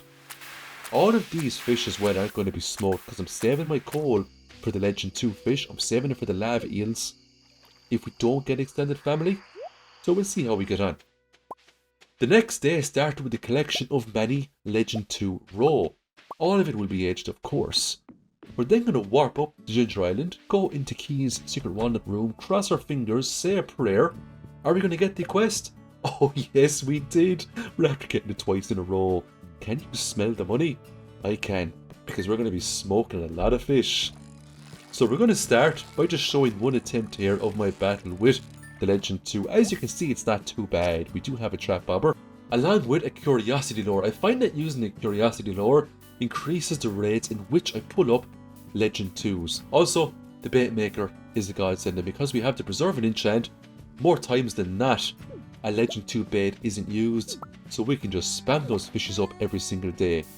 We got tons of golden animal crackers the previous day. Many a fish pond was upgraded. Over the next few days now, we're just doing more fishing. We got tons of Legend 2s today. We're now into the third day of winter. Just look at all these Legend 2s we're pulling up. Now, just so you know, this took many a day reset. Many a day reset. But I did it because I just want to show people how powerful fishing can be. And sure, we had to reset days, but I mean, look, I'm using it for my own time, not yours. I just want to show you how overpowered fishing actually is. Now, we haven't perfected our fishing strategy. There's still things we can get to make our lives easier. If we got the community quest from Willy, we would have got a quality lure. And this would have upgraded the Legend 2s from Gold Star quality to Iridium Star quality. Also, if we can get some recipes later on, we can make a Key seasoned seafoam pudding. That would give us a +5 to fishing instead of the +4 that we get for the Dish of the Sea. That would make our fishing bar bigger. So there's still things we can do to get better at putting up Legend 2s. So we're going to hand over Clint 120 on Omni Geodes. Poor Clint. He's going to break them all open. Now, we do get a lot of minerals that we never got before. We're going to donate them all to Gunther. We're missing the hematite. Hopefully we'll get that sooner rather than later, because if we get that, all future Omni Geodes can be turned into artifact troves. We're also going to find Krobus up here hiding behind the bush. He's going to give us the magnifying glass. That's very important to get a lot of power ups later on. Back down to the Statue of Uncertainty. We've been very uncertain in this challenge. We're respecing our skills again. We're going to respec fishing so we can sell all of our lovely raw again. We're also going to get the combat mastery. This will give us access to those lovely trinkets that we can use in-game. Trinkets are a lot of fun. For the rest of the evening, we are converting all of our raw into aged raw. We've quite a lot of Legend 2 raw because we have so many Legend 2 fishing ponds with golden animal crackers. Now, I got a little bit impatient today and I decided to sell to Pierre directly. Look at all this lovely edge raw we get to sell. But look at the 76 Gold Star Legend 2s there. We're going to sell those now. And look how much we're going to get for these now. Over 2 million gold. It's just sick money altogether, isn't it? We almost have 3 million gold now. We actually have so much gold. We're going to go down to the Wizard's Tower and we're going to get the rest of the Warp Obelisks. Because we can. We're going to get the Desert Obelisk. We're going to get the Beach Obelisk, the Mountain Obelisk. That will be all 4 Warp Obelisks on the farm. All we're missing now is the Return Scepter. If we had that, we could get almost anywhere in the game within a matter of seconds. We're going to go to the Volcano to floor 5, talk to the Dwarf, get the Diamond Hunter Book of Power. This is an amazing book. It gives us a chance, a small chance, but a chance to get a diamond when you pickaxe open a regular node. We got the dwarf hammer inside the elite chest today. Still haven't gotten dragon skeleton boots or the hot java ring, and at this stage in the game, I don't think I'm going to be getting it. Another day, another lovely stroll around the farm collecting lovely Legend 2 raw. We're now back in the regular mines. We're farming up iron ores because I need to make an unmerciful amount of bombs. And the reason why I'm making bombs is because I need to get tons of omni geodes. I picked up the golden spur. This was a good one. Upon getting a critical hit, I get a speed boost for 8 seconds. It goes up to 10 seconds, so that would be a perfect roll. When it comes to a lot of the artifacts or trinkets in Stardew Valley, you don't always get trinkets with the best stats. Sometimes you have to find the same trinket a few times to get stats that match your playstyle. For example, the ice rod, you know? The best golden spur you can get, of course, is the golden spur that gives you speed boost for 10 seconds. But 8 seconds is still good, it's plenty of time. Robin is now going to upgrade our house. I want to make it bigger because I need to get married quite soon. And I need to get that star drop from marriage. Today is all about omni geodes. What we can do then is we can go to the desert trader. We can trade them in for artifact drops. Look at all the money we got today from Mage Row. We made over 300,000 gold. And that's just a few days work. We didn't get extended family today. Now look, we got it twice in a row, so we can't get greedy. We had Skull Cavern Invasion and Keys Hungry Challenge. You know what? I took the Skull Cavern Invasion because I'm going to go down there anyway in the hopes to get more omni geodes. If it's a little bit harder, it just means more entertainment for me. So it's the Winter Ice event now. We have the Advanced Iridium Rod, Preserving, Deluxe Blade, and 2 Dressed Spinners. That is going to dramatically increase the bite rate. We decimated the tournament, won all the goodies. It was a good day. Back on the farm, we're collecting more raw. And the reason why I keep showing is because I want to get the point across that if you have multiple fishing ponds on your farm with Legend 2s and Portal Animal Crackers, chances are you're going to get raw almost every single day. And sometimes you can get huge amounts of raw, like you can get 8 pieces or upwards. You can get stupid amounts. You age all that lovely raw, and you have artisan. I mean, you don't need anything else, you know? Just wake up, check the ponds, sleep, rinse and repeat, and before you know it, you could buy perfection if you wanted to. It was a good day in the Skull Caverns. We made it down to floor 100, got the key gems, got some cherry bombs there too as a prize. We won't say no. We collected all of our aged raw. Now more raw is going back in the preserve jars. We're now going to go back to Robin. We're going to upgrade the house yet again. You need at least 1 or 2 house upgrades to get married, you see. We're now going to take Mining Mastery. The perks are real good for that. And we pick up fragments of the past for Gunther as well. Upon completing that quest, we'll get the bone mill. That might come in handy if we decide to do a bit more farming later on.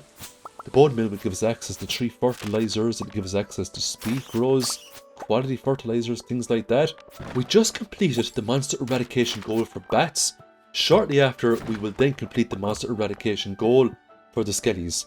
But first, let's donate these bone fragments, and that's another quest completed for Gunther. We also got a nice scapula there as well that we'll give to Gunther. 1 step closer to completing the museum. We're going to go back down to the Statue of Uncertainty yet again. This statue is doing very well in this playthrough, you know. A few more respecs and the statue can probably retire. So we're going to get Gather yet again and Botanist. Reason being, I don't need the Lumberjack anymore. I just want to pick up Iridium quality goods now, especially if you're picking up magma caps or, you know, if you're picking up things like cactus fruits. The healing on those is way better with Botanist. We got the bone mill recipe from Gunther. Back down into the regular versions of the mines, we're now wiping out those skeletons. That's another monster eradication goal done. There's a few more monster eradication goals we have to do in the regular versions of the mines. The big one being the void spirits, the shadow brutes, the shadow shamans. And we just completed that goal right there, which was really nice. So we're going to do some more fishing tonight. I want to pick up a few squids to put them into the bait maker to get squid bait, so we can hit the squid fest on a high. Now I actually do some experimentation here. I'm using 2 cork bobbers now along with a dish of the sea. And if you get a perfect catch with challenge bait, you get 3 fish. Now because we're not using squid bait, we're not getting a whole lot of attempts off the squid. But if we do get a perfect catch on a squid, we're putting up 3 instead of 1. So I just wanted to see what was faster, using the squid bait for the whole day or using the challenge bait for the whole day. Now obviously with the challenge bait, you're making way more money. than you would be with the squid bait. The big prize of today is the art of crabbing. It gives a 25% chance for crab pots to give you double the loot.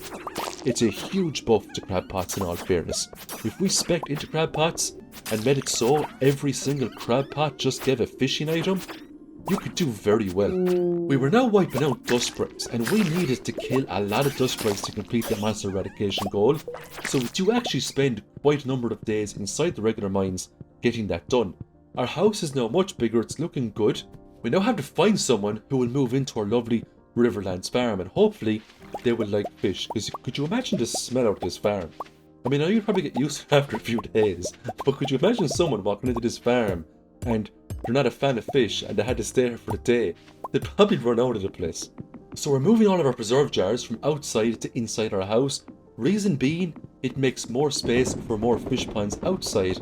I'm really hoping for one more extended family quest. Please, just give me one more and I'll be happy. It just means I can fill up the whole farm with legendary fish ponds. It would be so nice to see it. So we're now doing another day at the Squid Fest. This is the final day, and the reason why I'm doing it again today is because of the rewards that you get. I only handed in 9 squids in the previous day. I forgot that you got a prize when you handed in the 10th squid. I didn't make the same mistake today.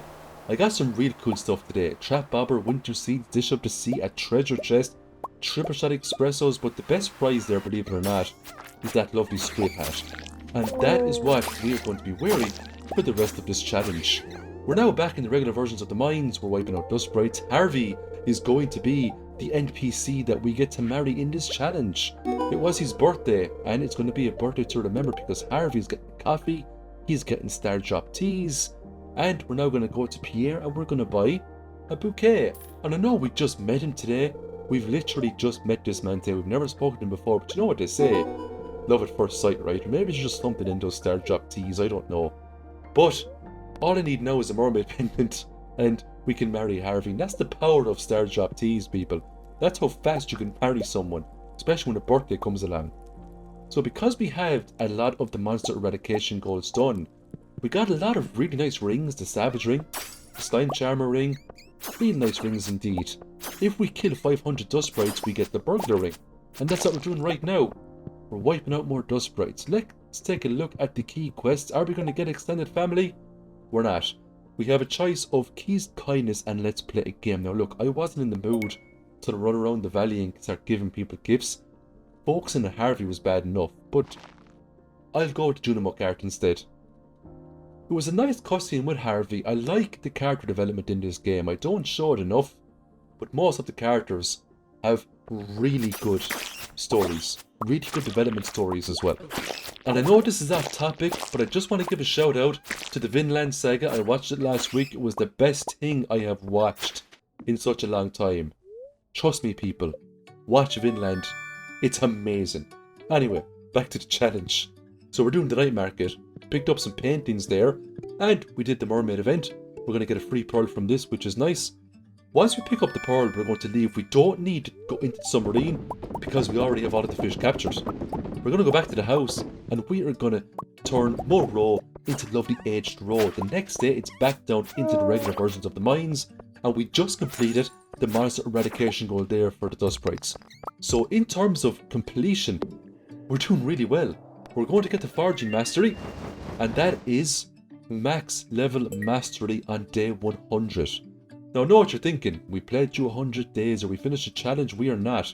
We're going to play out the rest of the year. We're going to go back to the night market. We're going to get another painting, a portrait of a mermaid.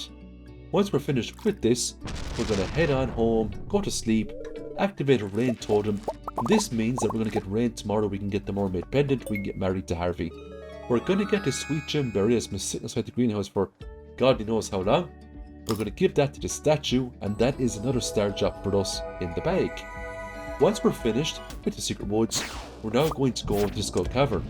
There's 2 monster eradication goals we need in here. The first one are the pepper rexes, and the second one are the serpents. Now we've done our fair share of Skull Cavern runs in this challenge, so we're actually quite close to beating those challenges.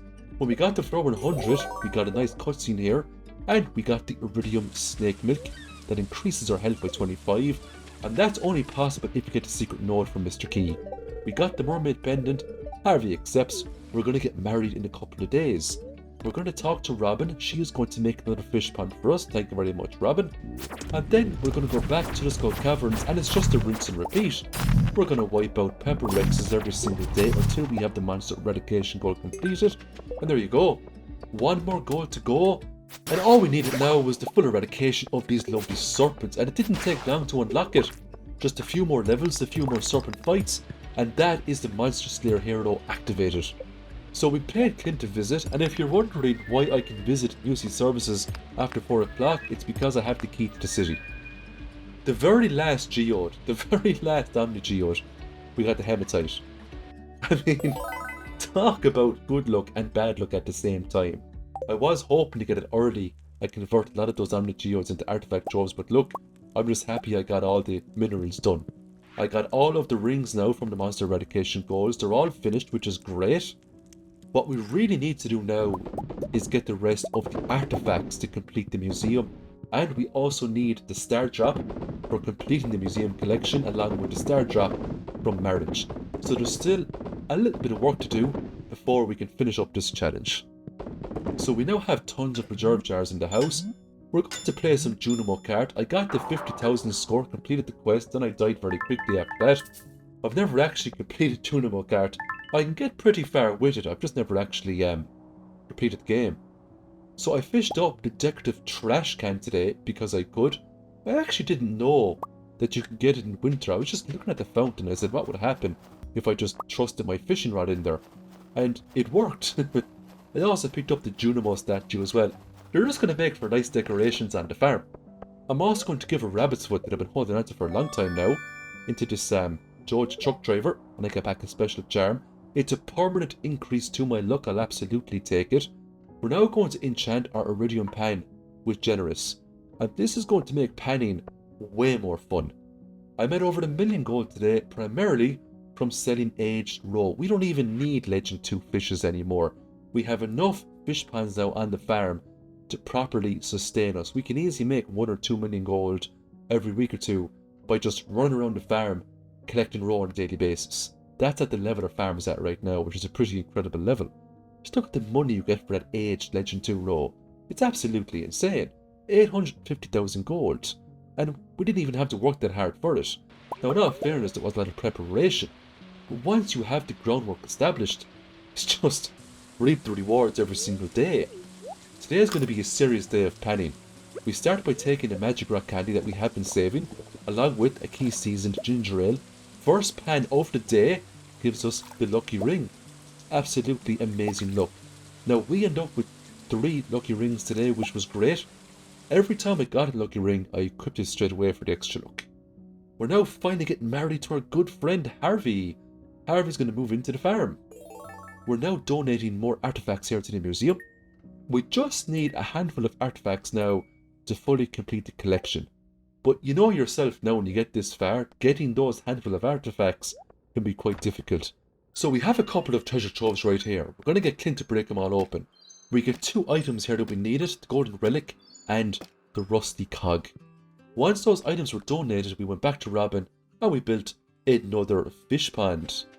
We're now going to go around and get all these secret hoeing spots. You can only get these once you obtain the secret letter that gives you the hint to go there. So we're going to end up with 2 new artifacts today. Both of them are strange dolls, which is really nice. We're going to donate those straight away. We're missing a handful of artifacts, so to increase our odds of getting more, we're going to respec yet again. We're going to go to the mining and we're going to respec it to the perk that doubles the chances of Omni geodes appearing. We're also going to treat ourselves to a return scepter, because why not? We had a couple of million gold just lying around the place. I knew at this rate I wasn't going to get enough to get the gold clock, so I got the next best thing, a return scepter. That combined with the warp obelisks, we can get from A to B very quickly. The level 10 excavator perk is going to save the day because it's going to double the odds of getting geodes. Hopefully they'll be Omni geodes. Now we just got the extended family quest again. I just couldn't believe it. Everything else was put on hold. For the next 3 days, we are doing what we were born to do. Fish. Oh, we're gonna fish these babies up. Now, I didn't do any day resets because I was sick of it at this stage in the game, I'll be totally honest with you. I was excited, but at the same time I was just sick of fishing, and I just couldn't wait for this challenge to be over with. But it was still a lot of fun to get all these Legend 2s, and it's always fun selling them all and looking at all the money you're going to make from it, you know. I mean, it's just stupid if you look at the amount of Legend 2s I've put up there. Again, I got well over 70 of them, 821,000 gold. It's just an absolute sin I didn't get the community quest from Willy to get the, the quality lore. So, if I got that, they would have all been iridium quality. Could you imagine the money then? I totally forgot about the Christmas event. I got Marnie, gave her the prismatic shard. Penny gave me an emerald. Thanks, Penny, good luck to you. It was back to the farm, and you guessed it, we're smoking up some Legend 2s. What a day it's going to be. But look at the amount of fishy ponds that are ready today for roe. Today was just a real good luck day in general. Lots of Legend 2 roe today. We also got a star drop off our good friend Harvey for giving him huge amounts of star drop teas. We picked up prehistoric hand axe. We actually needed that for the museum collection, but the luck doesn't stop there. Went to the desert and I hold up the golden mask. I also needed the golden mask. And if you think that's lucky, then you see what happens over the next few days. Now, I went into the secret woods, lots of hoeing spots here, and not one artifact popped out of any of these spots. But you know what? Looking at all that gold that I got at the end of the day made me so happy. Over 2.3 million gold. So we're doing the Skull Caverns today, and we're on the lookout for Omni Geodes. We don't care about anything else. We just want as many Omni Geodes as possible. Now, we end up getting a lot of Omni Geodes today, and we're going to go to the Desert Trader with these, trade them in for more artifact troves, and fingers crossed we're going to get something out of that trove that can be used to give into the museum. All of the artifacts that we're missing can be gotten from artifact troves. You can't get every single artifact in the game from the troves. I learned that the hard way in the last challenge. I think you can't get the trilobite or the palm fossil inside artifact troves, but we were lucky to get those in the very early days. Another day, another collection of Legend 2 roe. This is the final day of the challenge. What an adventure this has been. I had ups, I had downs, but overall, I enjoyed myself. And I hope you really enjoyed this video. Like and subscribe, it really helps me out. Now, I'm not going to finish up just yet. We still have things to do today. We're going to go to the Desert Trader. We are going to get lots of artifact troves. Now, I got a lot here. I got something like 25 of them. We're going to bring these straight down to Clint's going to break them all open. Now, I thought to myself, surely with 25, I was going to get all of the artifacts I needed. I was dead wrong. Out of all of these artifact troves, I only came out with one artifact out of the last few that I actually needed, and that was the arrowhead. Everything else was going to be sold. Now, I did get something else that was quite fun. I picked up a new book of power, and this book in particular will triple the value of all artifacts in the game. It's called a treasure appraisal guide, and it's quite the fun book of power to get. Once we were finished with Clint, we headed over to the museum, and it was time to donate the hand axe. But first, we activated our book of power. Once the hand axe was donated, it was time to take a look at our collection list to see what we actually needed. We needed a total of 2 things. The first was a bone flute, the second was a chipped and farah, or something like that it's called. Now, I actually had the bone flute in the chest up by the lake. I totally forgot about it. I fished it up back in spring, if you can believe it, along with some other bits and bobs. And it was just sitting there, waiting for me. I mean, I just laughed when I opened up the chest and I saw it there, you know? I laughed so hard. I then went back down to Pelican Town, and look what I hauled up. Just like that. Just like that, we got the last piece we needed to complete the museum. Chipped and farah, or whatever it's called. I'm just going to call it a jug. And there you go. That's the museum done. How lucky is that? Could someone please explain to me, you know, how RNG has been on my side for this challenge? I mean, there's luck and there's what happened to me today, which is just crazy luck. So that was the last star drop I needed to obtain all of the star drops in the game. I was very happy with the progress that I made. Once I got that star drop, I decided to go back to Key's Secret Walnut Room just to take a look at the percentage. I actually got halfway there to perfection, and I wasn't even trying to get there. I got the Monster Slayer hero. I got all the warp obelisks. I got my farmer level maxed out. I made a small handful of recipes. I caught all the fish. I don't have all the golden walnuts, but you know what? Let's rectify that right now by using our good friend Morris. That's right, he's got a parrot over here. 150,000 gold. The cost scales with how many golden walnuts you have left to find. Because we had only 15 left to find, we only had to pay 150,000 gold. We also unlocked the 10 million achievement, so we completed our original goal as well by making 10 million gold, primarily through fishing. We are now going into year number 2, and what a year this is going to be. We are now aiming for perfection. Most of our money will still be made primarily from fishing. We need to get the farm organised. We're going to start by making some heavy furnaces. With these babies on the farm, we'll be able to bang out bars like there's no tomorrow. We're going to cut down all of our trees. We need to make space for a barn and a coop. We need to get cows, chickens, goats, rabbits and everything in between. We're now going to start doing a lot more help wanted quests to generate prize tickets. And of course, we need to get a lot of friendship points accumulated as well. We didn't really delve too much into the relationships in the first year of Stardew Valley, but we're going all in this year. We're going to purchase maybe 5 to 10 of every single crop that Pierre has to offer. And we're going to be taking on some community quests as well. We're going to start with Cave Patrol there. And Clint wants us to destroy lots of dust sprites. We will do so later on. We're going to go to the Ginger Island farm. And we're going to revamp the whole farm. We're going to put down huge amounts of iridium sprinklers. We're going to hoe up the entirety of the farm. And we're going to plant all of our crops. Now we don't get all the crops planted on the first day. But going into day number 2, we have more than enough time to get this farm fully set up. The reason why we're planting all these crops is because we need to craft every single recipe in the game. We also need to ship one of each crop in the game as well. We're going to visit Sandy here in the desert. We're going to get starfruit, beets and rhubarb seeds. We don't need to get cactus seeds at all because they're so common around the desert. Inside of our house is filled up to the top with preserve jars. They're primarily taken on aged Legend 2 rows with a small sprinkle of the other legendary fishies. We're now smelting up iridium ores into huge amounts of iridium bars. They're going to be needed for loads of stuff. The greenhouse is kitted out with every single fruit tree you can think of, bar the banana and the mango tree. They're over on Ginger Island. We don't have the whole house filled up with coffee. We're going to save the rest of the space for other stuff. So we just got the war memento off Birdie. We're now going to take on another key quest. We have 4 precious stones or ginger in the deep. We'll take the 4 precious stones quest. We give Kent the war memento, he gave us the gourmet tomato salt. We're now going to go talk to Haley. We're going to give her the link that she requested through the help wanted board. We got a prize ticket as well as a reward. That was really nice. Those prize tickets are going to come in very handy later on. We gave Gus the tomato salt, he gave us the rose. We're going to give Sandy here the rose, she's going to give us the remote. George gets the remote, he gives us the Arctic shard. We're going to give the wizard the Arctic shard, and he's going to give us the wriggling worm. We're now going to give the worm to Willie, and Willie is going to give us the pirate's locket. We'll take that back to Birdie, and then Birdie is going to teach us the fairy dust recipe. That's needed for perfection. We don't get any golden walnuts because we found them all thanks to the judge parrots that we did in year 1.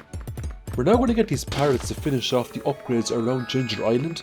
This means we can trade in the remaining of our golden walnuts and we can get lots of key gems, but we're not finished just yet. We got lots of iridium bars back today.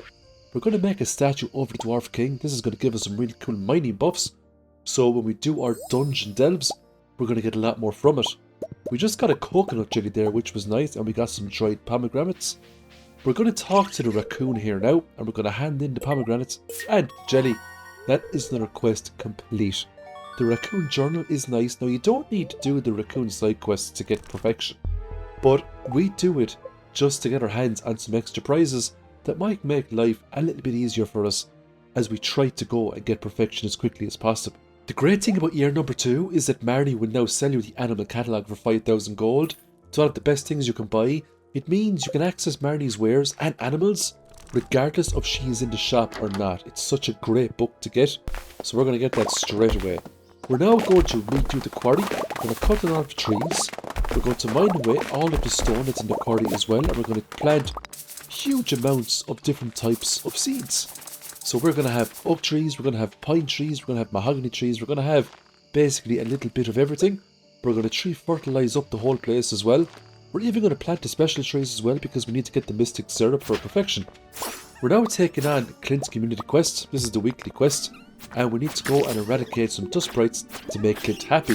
But we're also hitting 2 birds with the 1 stone here. We're actually hitting 3 birds with the 1 stone because we're going to get friendship points with Clint. Clint is going to give us a recipe to something that we need to make in order to get perfection. And we're also getting coal that we need to smoke up fish, plus smelt tons of bars. So that quest was actually a great way to make some serious progression. We're doing more help wanted quests today, and we're going to pick up some movie tickets as well. Today is Kent's birthday. So we're going to go to Kent, give him a prismatic shard. There are better things you can give him, but that's the best thing I had right now. I also gave him a star drop tea. That brought him straight up to 5 out of 10 hearts. We're also going to bring him to the cinema, and we should get another heart or 2 from the cinema as well. We just did the crane game there. There's lots of nice decorations you can get from that. We got a deluxe tree. Kent enjoyed the movie, and he also loved his popcorn. So we managed to get Kent up to 6 hearts today, which I thought was pretty good progress. We're now going to talk to the statue of the Dwarf King. We're going to take the perk, greater chance to find coal. It's back down to the regular mines, and we're wiping out dust sprites, and we should be able to finish off the dust sprite quest today for Clint. Now we're also going to do a huge amount of quests that are in our backlog, and they've been in the backlog there for about a year. And these are quests like, you know, find Linus's berry basket. We also needed to get access to Key's Casino so we can get the alien rarecrow as well. So that's the reason we went into the tunnel there. And we put the battery back into the wall. We will be using Robin a lot this year, but not to make fish ponds, to make barns and coops. That's just the big barn upgrade there. We put the rainbow shell into the little container here, just up by the railway station. That's going to get us the next quest to get some beets. We have beets grown over on Ginger Island at the moment. We're now going down into the regular mines. We're farming up some copper ores because Clint wants to inspect them. And this is what I love about Clint. He always actively comes up in the help wanted quests, so it's very easy to max Clint out if you really want to. Before we knew it, we had all of the copper ores assembled. It was time to talk to Clint and hand in the quest. Clint was happy enough with the payment. While we were here, we purchased a huge amount of items off Gus. Bear, salad, even bread, spaghetti. Most of these items are loved gifts to many of the Stardew Valley NPCs. Pam, for example, loves bear. Leah loves salad. Gus loves diamonds, Emily loves amethysts. We give Linus his berry basket. We give him a salad as well now. He loves coconuts and cactuses. I just didn't have any on me at the moment. Clint was impressed with the work we had done. He sent on the recipe for the geode crusher. It was time to do a Skull Cavern run. We were doing the key quest now for precious stones to get more key gems. The reason why we need so many key gems is because there's a lot of recipes locked behind key gems.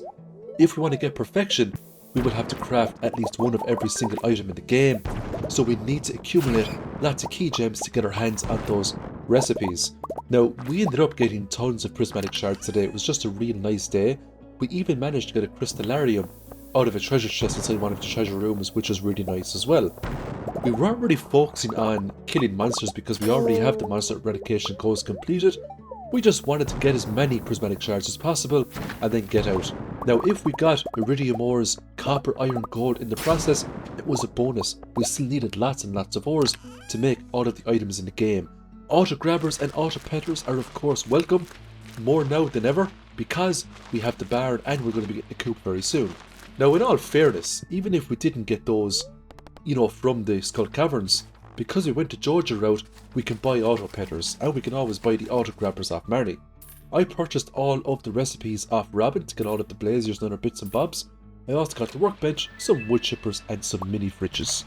Because we were doing lots of help wanted quests, I managed to get enough prize tickets together to get another book of power, and this one is called Friendship 101, and it's going to make life a little bit easier for us when it comes to maxing out all of the Stardew Valley NPCs' relationships. When it comes to getting perfection as quickly as possible, a lot of this is going to boil down to how quickly we can max out all of the NPCs. So what we really want right now are star drop teas. I think there's a chance you can get star drop teas from breaking open these golden mystery boxes. There's also a chance you can get them from the golden fishing chests, but they are incredibly rare. I'm going to trade in 10 iridium bars for the warp totem to the desert recipe right there.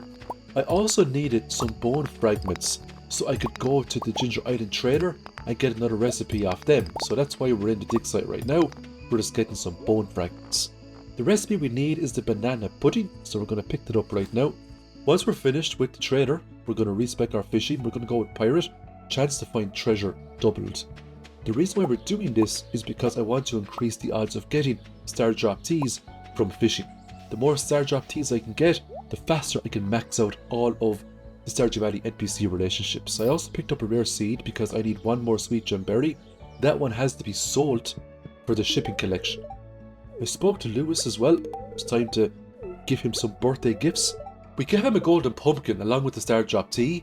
I tried to give him a cinema ticket, but you can only go to the cinema once per week, and we already went with Kent. Now I do go back later and I give him a second star drop tea just to get him close to the 10 hearts, because birthdays are so precious this year, because the multiplier for gaining friendship points has increased so much. I think you get 3 times the friendship points when you give someone a gift on their birthday, and 5 times the friendship points whoever the gift giver is on the Feast of the Winter Star. So we're doing lots of fishing today. I need to get fish as well to do some of the recipes. So the flounder, for example, is needed to make that seafoam pudding along with a midnight carp. Now a lot of these golden treasure chests are giving me buff food that buffs fishing, like the shrimp cocktail, the fish taco, the fish stew, and the fish stew is especially potent because the buff on that lasts for ages. I'm also getting tons of golden animal crackers, and these are still quite valuable because eventually we're going to be getting animals for the farm, and all of these animals will be getting golden animal crackers. We ended up getting a few star drop teas today as well, which was really nice. We do want to accumulate tons of those. I ended up getting 5 or 6 golden animal crackers as well. So most of the animals we do get, their potential will be maximised. Because we're finished with the barn, we're now going to get Robin to make some coops. We're also going to get some cows today, and we're going to name them after our channel members. Mug will be our first white cow. Mug's our newest channel member. Ace Kimmer will be our goat. Eldrick is going to be our sheep. And last but not least, Bimbo Jenkins is going to be our pig. Honestly, with the way the fishy ponds work with golden animal crackers, I'm surprised Concerned Abe hasn't balanced it out by making pigs golden animal cracker enabled. But I suppose that's just the way it is, you know. The pigs are still quite strong though, but I feel like, especially if you look at how we use the fish ponds, pigs should really have the ability now to get golden animal crackers, because the fish ponds are just in a league of their own, especially Legend 2 fish ponds. So we're going to go back to the quarry today. All of the trees have grown. We are going to spend a good bit of time today now getting rid of all the debris. We're going to put lovely paths in between all of the trees, so every time we come down here to collect our resins, we're not going to be obstructed by rocks or other bits and bobs. It's always nice to just come down here, collect all your resins, get your syrups, and leave in peace. Now we could have made this resin farm way bigger, but we didn't need to. We just need a handful of pine tars, oak resins, and maple syrups to make a few of the items that we need to get perfection. That's why we just have a small couple of trees up there.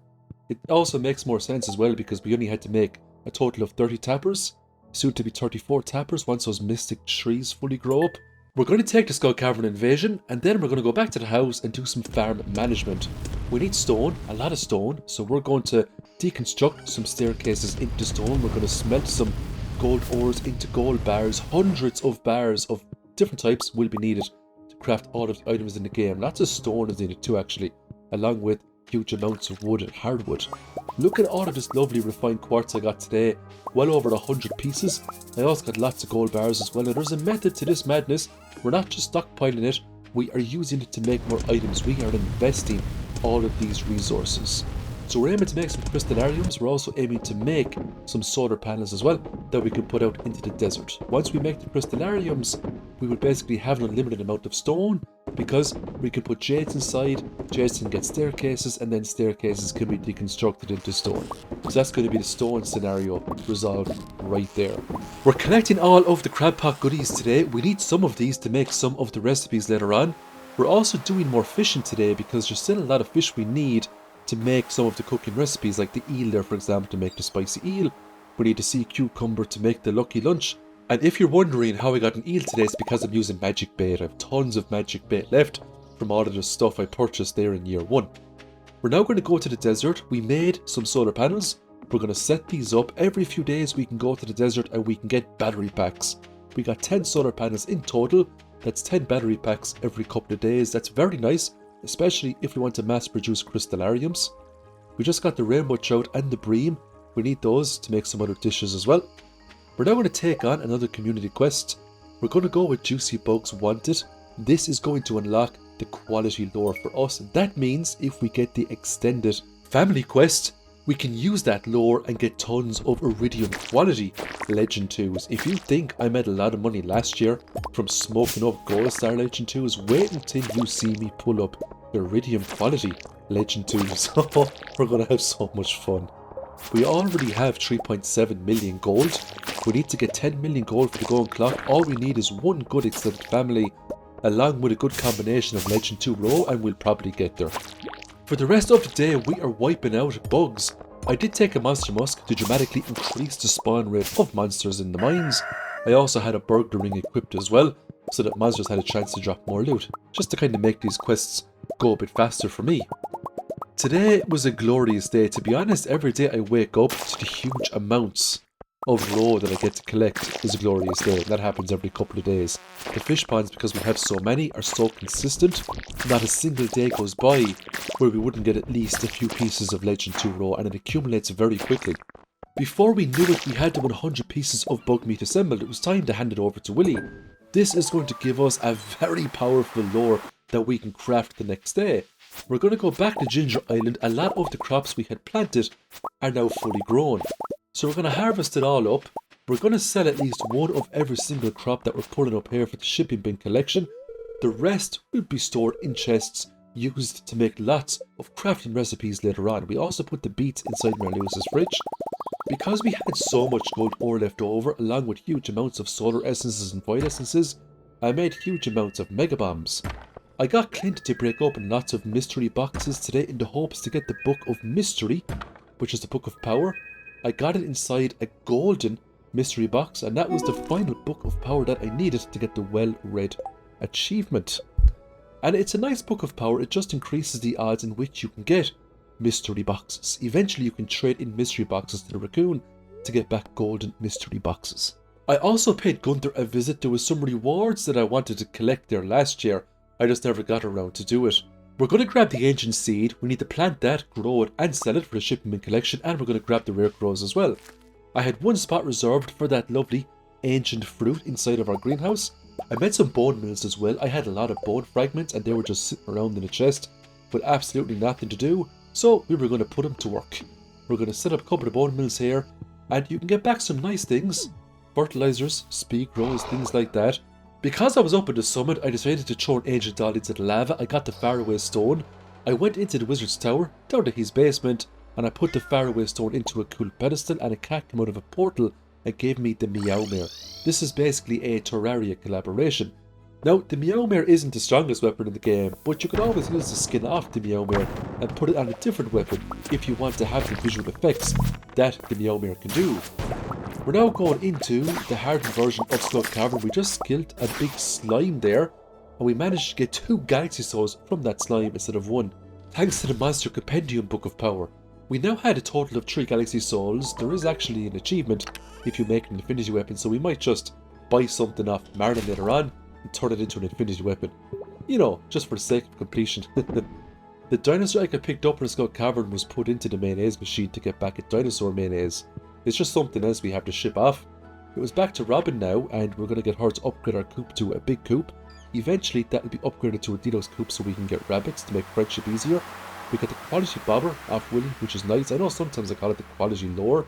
I think I might be getting mixed up with the Zelda games maybe. I think there's some sort of a lore you can get that for fishing. But anyway, back to Stardew Valley. We picked up the rare crow off the dwarf. One step closer to getting the deluxe scarecrow.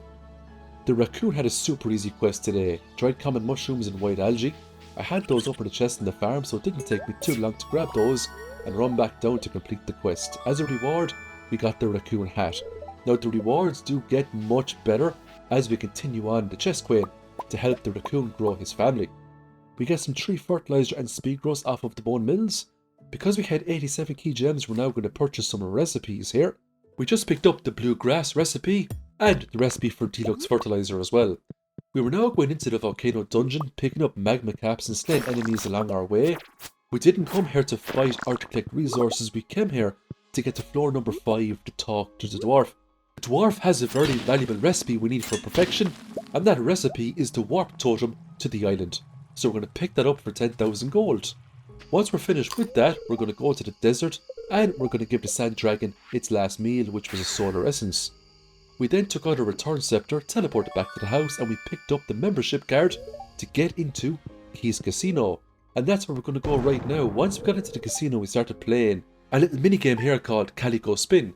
I just had to purchase a few key gems myself using my own money, and then I kept betting on 100, and slowly but surely I got some big bonuses which yielded big rewards. Before I knew it, I had 13,700 casino coins, so we're going to spend a good portion of those to get the alien rare crow, and that is something that we need to complete the rare crow collection. And the reason why we need to complete the collection is so that we'll get a special recipe in the mail known as the deluxe scarecrow, and it basically covers twice the range of a regular scarecrow or rare crow. I went to the strawberry event today just to get my hands on the strawberries. I also completed the minigame as well, and I got myself a straw hat. It was Haley's birthday. She got a sunflower, a nice gold star sunflower. We also gave her a star drop tea, and that put Haley straight up to 8 out of 8 hearts. So we're actually making great progress now with all of the relationships, because we're taking on the help wanted quests every time they pop up. We're taking on the community quests every time they pop up, and anytime it's someone's birthday, they're getting big birthday gifts as well. And if it's not their birthday, they're getting gifts anyway. And we're talking to people every single day. And because we have the friendship 101, we're getting that extra friendship points. So we just put 3 galaxy souls into our galaxy hammer, and that is now an infinity gavel. I wanted to put some rubies into it as well after I got the Crusader Enchant, but I didn't have enough cinder shards. I went back to our farm and I made some quality bobbers.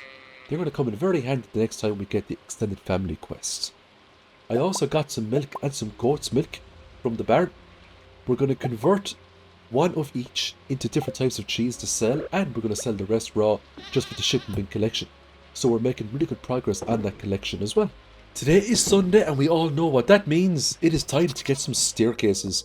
I had a lot of jades accumulated, and it's very easy to accumulate minerals now, especially with all of the mining perks we have. We have a maxed out mining skill, we have mining mastery, we've got the statue of the Dwarf King.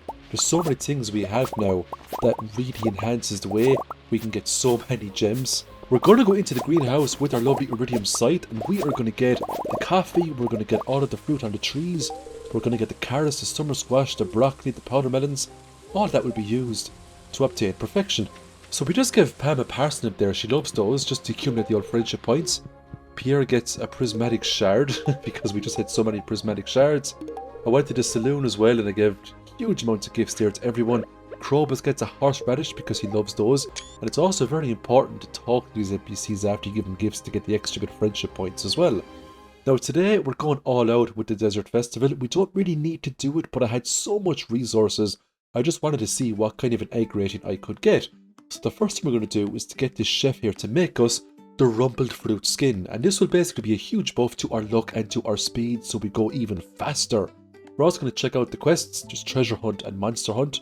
We'll take treasure hunt, get 15 pieces of iridium. If we don't get that today, you can bet your uncle it's going to be a day reset, but we should absolutely get that with the resources we have.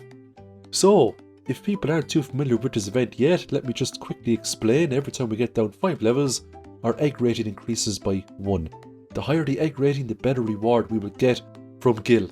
But you'll also notice those Calico shrines, and if you click on them, they will increase your egg rating by 1. Now sometimes they give you a neutral effect, it will just say no effect. Sometimes they give you a positive effect, and that can range from getting Calico eggs to getting a full refresh, which restores your health and energy. But they can also give you negative effects, like increase the spawn rate of monsters. Monsters do more damage, monsters are faster, monsters can get upgraded. They could even halve your healing efficiencies. So for example, if we had a salad that heals for 50 or 60 health, and it gives us the debuff, it can only heal for maybe 25 or 30 points. And, you know, when you get enough of those negative debuffs, it can really start to hurt. Now, for the most part, we were getting real nice effects off these statues. Sometimes the statues can even give you speed buffs as well, which is extra nice. Your character can actually end up going really fast. But after a while, it started getting some terrible luck. As you can see, each statue is just giving me more monsters. Mummies have become angry, so there was now way more monsters in Skull Caverns, and the mummies moved way faster. Despite the fact that we had all those debuffs, you know, it didn't really matter until I got that nasty debuff right there where monsters do more damage. And that can be quite lethal, especially if you get it a few times. You know, monsters could hit you and they could take half your health away, so you have to be really careful when you're clicking on them. I decided to leave it around half 12. I had an egg rating of 81, which was more than enough to get the best prize. Gil was absolutely amazed. I love that picture. I got 500 calico eggs, bringing me up to over 1100 eggs. Now, if this was spring year 1, you can bet your uncle and your aunt that all of those would have went on the foraging skill book to dramatically increase my foraging skill. Abigail wasn't impressed I won the egg hunt. I mean, come on, it's just a mini game. It happens every year. With the calico eggs that I had, I just bought mega bombs to them. I didn't really see anything else that, you know, was going to help me achieve perfection any bit faster. There was no point getting skill books because all our skills are maxed out, so XP is absolutely useless to us. The mega bombs seemed like the best things to get. So once we were finished collecting all of our edge row, it was off to Ginger Island. Green beans, grapes, hops, melons, fairy roses, tomatoes, pumpkins, starfruits, eggplants, blueberries, cranberries, hot peppers, you name it. We had it over on Ginger Island. Every crop in the game was over here except the ancient fruit and the sweet gemberry that was in the greenhouse. So I needed to ship more things off for the shipping collection, so we have a wine there, a pale ale, and a mead. And it's just going to be one of each, just to try to get perfection faster. Back to the Statue of Uncertainty, we're now respecking mining again. We're going to go with, you know, double the odds of getting coal. I also purchased 2 void eggs off Krobus, and I'm going to get the crystal floor and the wicked statue recipes. But the reason why I got 2 void eggs is because I need to sell one raw, turn the other one into a void mayonnaise, and then sell that one. I also needed a brown chicken as well, so we're going to pick up another chicken here, and that chicken will be called Victoria Elaine. We're also going to get a duck, and that duck will be called Lazy Lantern. Welcome to the Gamergar Stars. We now visited the quarry and it was time to get some oak resins, pine tars, and our maple syrups should be ready in the next day or two. 2 of the 4 mystic trees were also ready, but I decided to tap them all together, so I waited a few more days. I respect level 10 mining again, so we're going to get the coal perk, because we really need coal, especially for smoking up fish and for smelting up bars.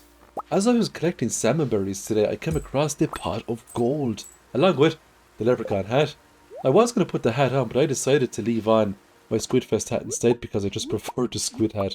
There was loads of forageables around, which was great. The more leeks I got, the better, because George loves leeks. I also got a huge amount of maple syrups today, and we need those to make some bee houses. We just have to make one anyway. It was time to complete more help wanted quests. We gave Evelyn a leek that she wanted for George. Then George got an extra leek because we wanted to accumulate friendship points. Evelyn then got a diamond, and we spoke to both of them before I went on my merry way. I went into the secret woods to try to get some hardwood, and I had maple syrup on me, so I activated this cutscene with the bear. So that was a nice perk, I wasn't expecting it. So the bear has left me with some special knowledge. Blackberries and salmon berries are now worth a bit more. It's not really useful for us, but it's still nice to get it. I had huge amounts of fairy dust just lying around the place, so I just used it in one of the kegs so I could take the starfruit wine and sell it straight away, just for the Fisherman collection. It was also Pam's birthday, so she got a gold star parsnip and a star drop tea. It pushed her right up to 9 out of 10 hearts. We should be able to max her out now in the next few days. It was time for another community quest. There was no point doing rock rejuvenation. We weren't going to get a craftable item from that, so we'll take community cleanup instead. That's going to give us access to the fiber seeds.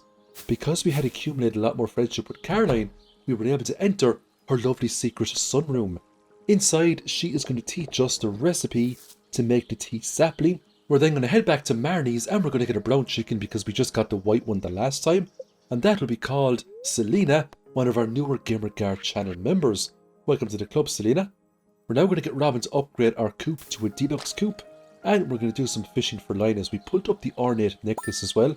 We can give that to Abigail for some extra friendship points. I think it gives friendship points. Let me know in the comments actually if you get friendship points for doing that little secret quest. So once we pulled up enough pieces of trash, the next day we picked up the tea sapling recipe from Caroline and the fiber seeds from doing Linus's community quest. So we're doing really well now in terms of getting craftable items, especially to craft every single item in the game. So we haven't really been bottlenecked by anything just yet. We haven't gotten any community quests where both quests have been useless. So we gave the ornate necklace to Abigail, and she was delighted that we gave it to her and not her mother. We also visited Gus here as well, and he was selling the tropical curry recipe. We purchased that straight away. I mean, you're not guaranteed Gus to come here at all, so take my advice if you are going for perfection and you do see Gus at the stalls. just pay the money and purchase that recipe straight away. You could regret it later. You could be waiting years for him to go back to Ginger Island. He also sells a gold star wine, so if you were going the community centre route and you were stuck on the missing bundle, you don't need to upgrade to the basement to get access to the casks.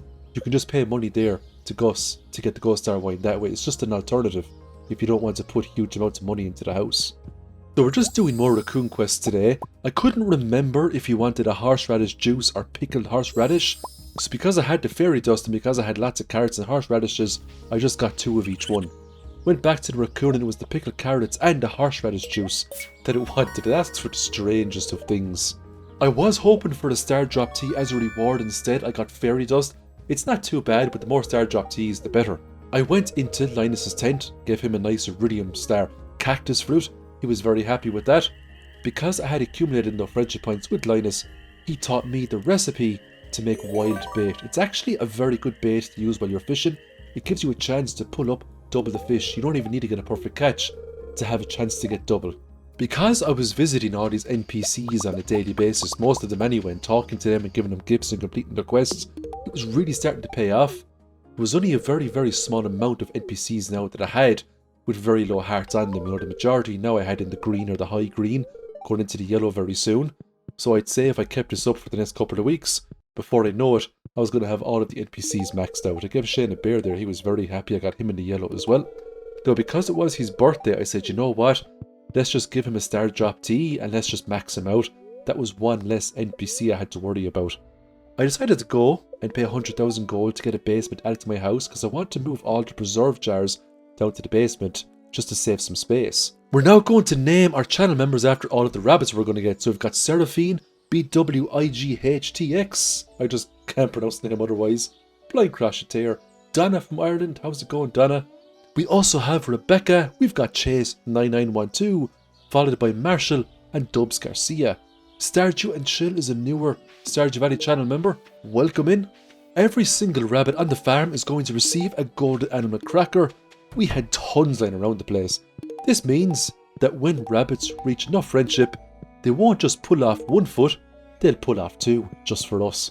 I then paid Jodie a visit. I gave her that cauliflower she's been looking for the bones of a year now. We almost have 5 million gold as well, but we have a lot more stored in chests. So Gus got his albacore, Emily got her apricot, Mary got her amaranth, so we were just doing a big huge amount of quests that we were given in year 1.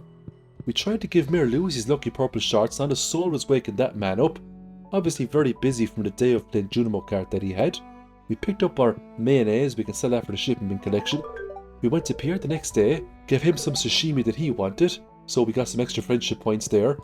Went up to Caroline, we gave her a pumpkin that she wanted from last year. Caroline was feeling pretty happy. We also went to George, we gave him the hot pepper for his leg. Poor George. Went back to Mayor Lewis then, gave him the lucky purple shorts. That is Mayor Lewis maxed out, which was nice. We gave Pam the pale ale that she was looking for last summer, but look, it's better late than never, right? Demetrius wanted a melon for a good while now, so he's getting that today. We then went back to Ginger Island and we were harvesting up some strawberries here. So we need to sell one of these, just for the shipping bin collection, along with some other bits and bobs that we're getting here as well. So we're also picking up a lot of blueberries, cranberries, pineapples were something that we needed to ship off as well. It was now time to take on another quest. I was really hoping for the extended family, it just was not popping up. We're going to take 4 precious stones again. There was one day to do Danger of the Deep, and despite the fact that I had some staircases, I said to myself, I wasn't putting myself through the stress of it. I got rid of all of my golden walnuts and I got key gems back and said I'd now 65 of them, enough to get some more recipes. So we're going to pick up the Hyper Speed Grow for 30 key gems. That leaves 15 key gems, so 1 or 2 more key quests and we'll be finished with doing those for good. I put some grapes into the dehydrator to get back raisins, because that's something I need to ship off as well to get perfection. I now put a duck egg into the mayonnaise machine to get back duck mayonnaise, and that's just needed for the shipping collection as well.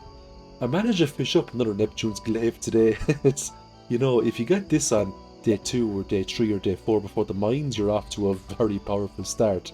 It's always nice to get it, you know. More golden animal crackers, I just don't know what to do with them. You can actually sell them, you know. I think they sell for about 1,000 pieces of gold. But the reason we're fishing here today is to try to get our hands on more star drop teas. We only had about 1 or 2 teas at the moment and I really wanted more just to speed up the whole process when it comes to getting perfection. When I look back, and when I see how much I achieved in year 1, I keep wondering to myself, could I have gotten perfection in just 1 year? Is it possible? And I think it is. Now obviously you'd have to use the judge employee, I think his name is Fizz, to buy some of it, because you don't get kept till year 2. And obviously you can't get all the golden walnuts in 1 year either, so you'd have to use the judge parrots.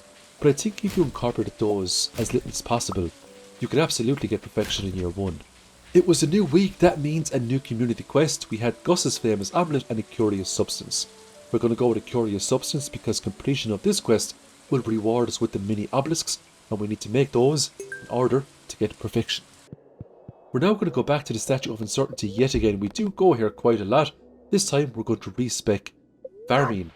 And we want to change farming so that we can befriend coop animals faster, so we can start getting those lovely feet off the rabbits. We're now going back into the Skull Caverns and we're on the hunt for prismatic shards to get more key gems. So we do end up with a good few prismatic shards today, which was very nice. And once we complete that quest, the key gems we get from that should finish out the recipes from Key's Secret Walnut Room. Our GamerGuard channel member Mug had a baby cow. We're going to name it Hanlow, who's another GamerGuard channel member. Congratulations, Mug. Because we're respecing farming, we're taking the Coop Master here. You know, if I could go back in time and redo this challenge, I would have actually made, or tried to make, some bluegrass, because when the animals eat that, they gain more friendship points. We also got the raisins today from the dehydrator, and we gave the wizard his ectoplasm as well. That was another quest completed. While we were here, we also gave the wizard some gifts. I went into Key's Secret Walnut Room. I dropped off the 4 prismatic shards that I picked up recently. That brought me back up to 55 key gems. We just needed the hopper recipe now for 50 key gems, and that was it. We were finished with doing key quests. We didn't really need key gems to buy anything else. We were accumulating more prize tickets between doing the Help Wanted quests and the community challenges. We now had enough to get our hands on another Star Drop tea, which was really nice. The next thing we're going to do is go into Caroline's Secret Sunroom. We're going to pick up a tea leaf. Now the first one will be turned into a green tea. The second tea leaf will just be put into the shipping bin as it is, just for the shipping bin collection. We're then going to go over to Ginger Island again, and we're going to cut down huge amounts of trees over here. What we really want here though is hardwood, because if we're going to craft every item in the game, we do need to get our hands on a decent amount of hardwood. And we haven't been doing a whole lot of foraging over the past couple of months. The next day we have been rewarded with the recipe to make the mini obelisk from lovely Rasmodius himself for completing that quest to get the ectoplasm. We're also going to the flower dance today for a couple of reasons. Number 1, we need to get the Tub of Flowers recipe along with the rare grow. Number 2, we can actually gain some bonus friendship points from asking one of the Stardew Valley NPCs that we haven't maxed out yet. We're going to take Emily because we had enough hearts accumulated with her to ask her to dance in the first place. When that event was finished with it, went back down to the quarry and I managed to get my hands on some more mystic syrups, which was nice. We need those, one to ship and the rest to use to make some stuff later on, especially that treasure totem. Ladies and gentlemen, Mug has done it again. She has given birth to another fabulous baby cow. We're going to call this one Gemini Dragon. Congratulations, Mug. It's off to Desert the next day, and because it's Thursday, I decided to pick up a magic rock candy. I haven't decided on what I'm going to use it on yet, but it's nice to have it there nonetheless. So we're giving more gifts out today, and we just got Linus up there to 6 hearts out of 10, which was nice. We also picked up an achievement there, which was called networking.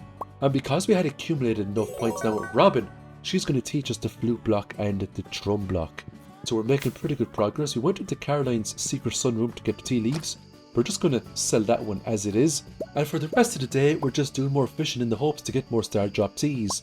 Instead of Star Drop teas, we're getting Neptune's glaives. I mean, that's like the 3rd or 4th glaive I've gotten now over the past few days of just fishing all the time.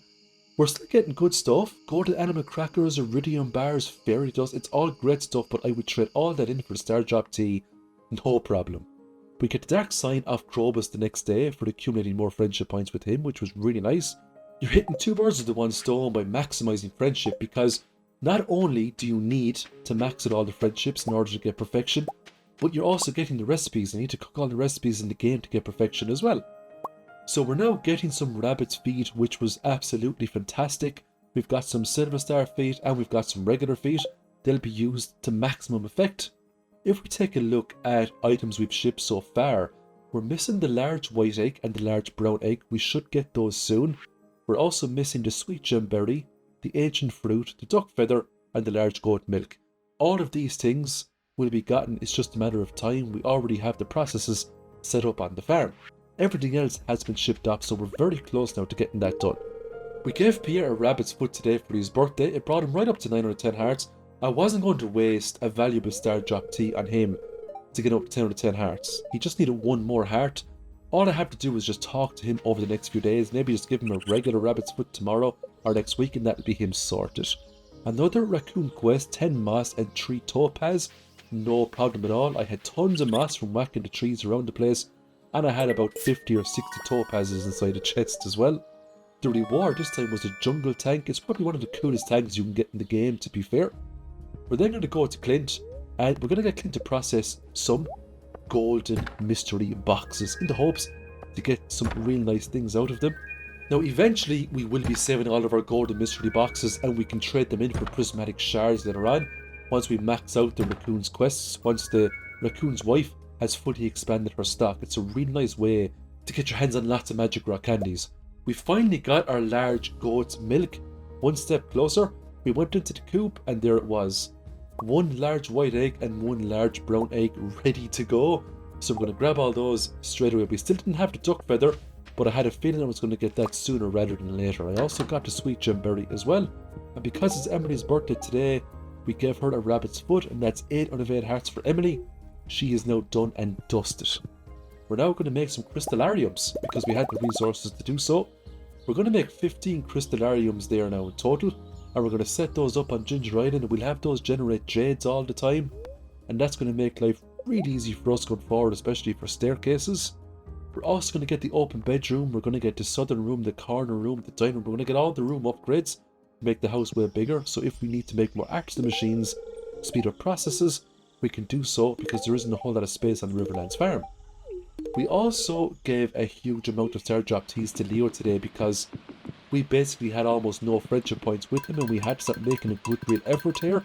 Leo will give us some recipes we need in order to get perfection. But sure, we have the max mode anyway, so, sooner we get that done, the better. It was time to get more battery packs today, which was nice. And for the rest of the day, we're doing more fishing in the hopes to get more star drop teas. Now, we do get a few today, which was nice, and they'll be put to great use. This was one of the better chests we got today.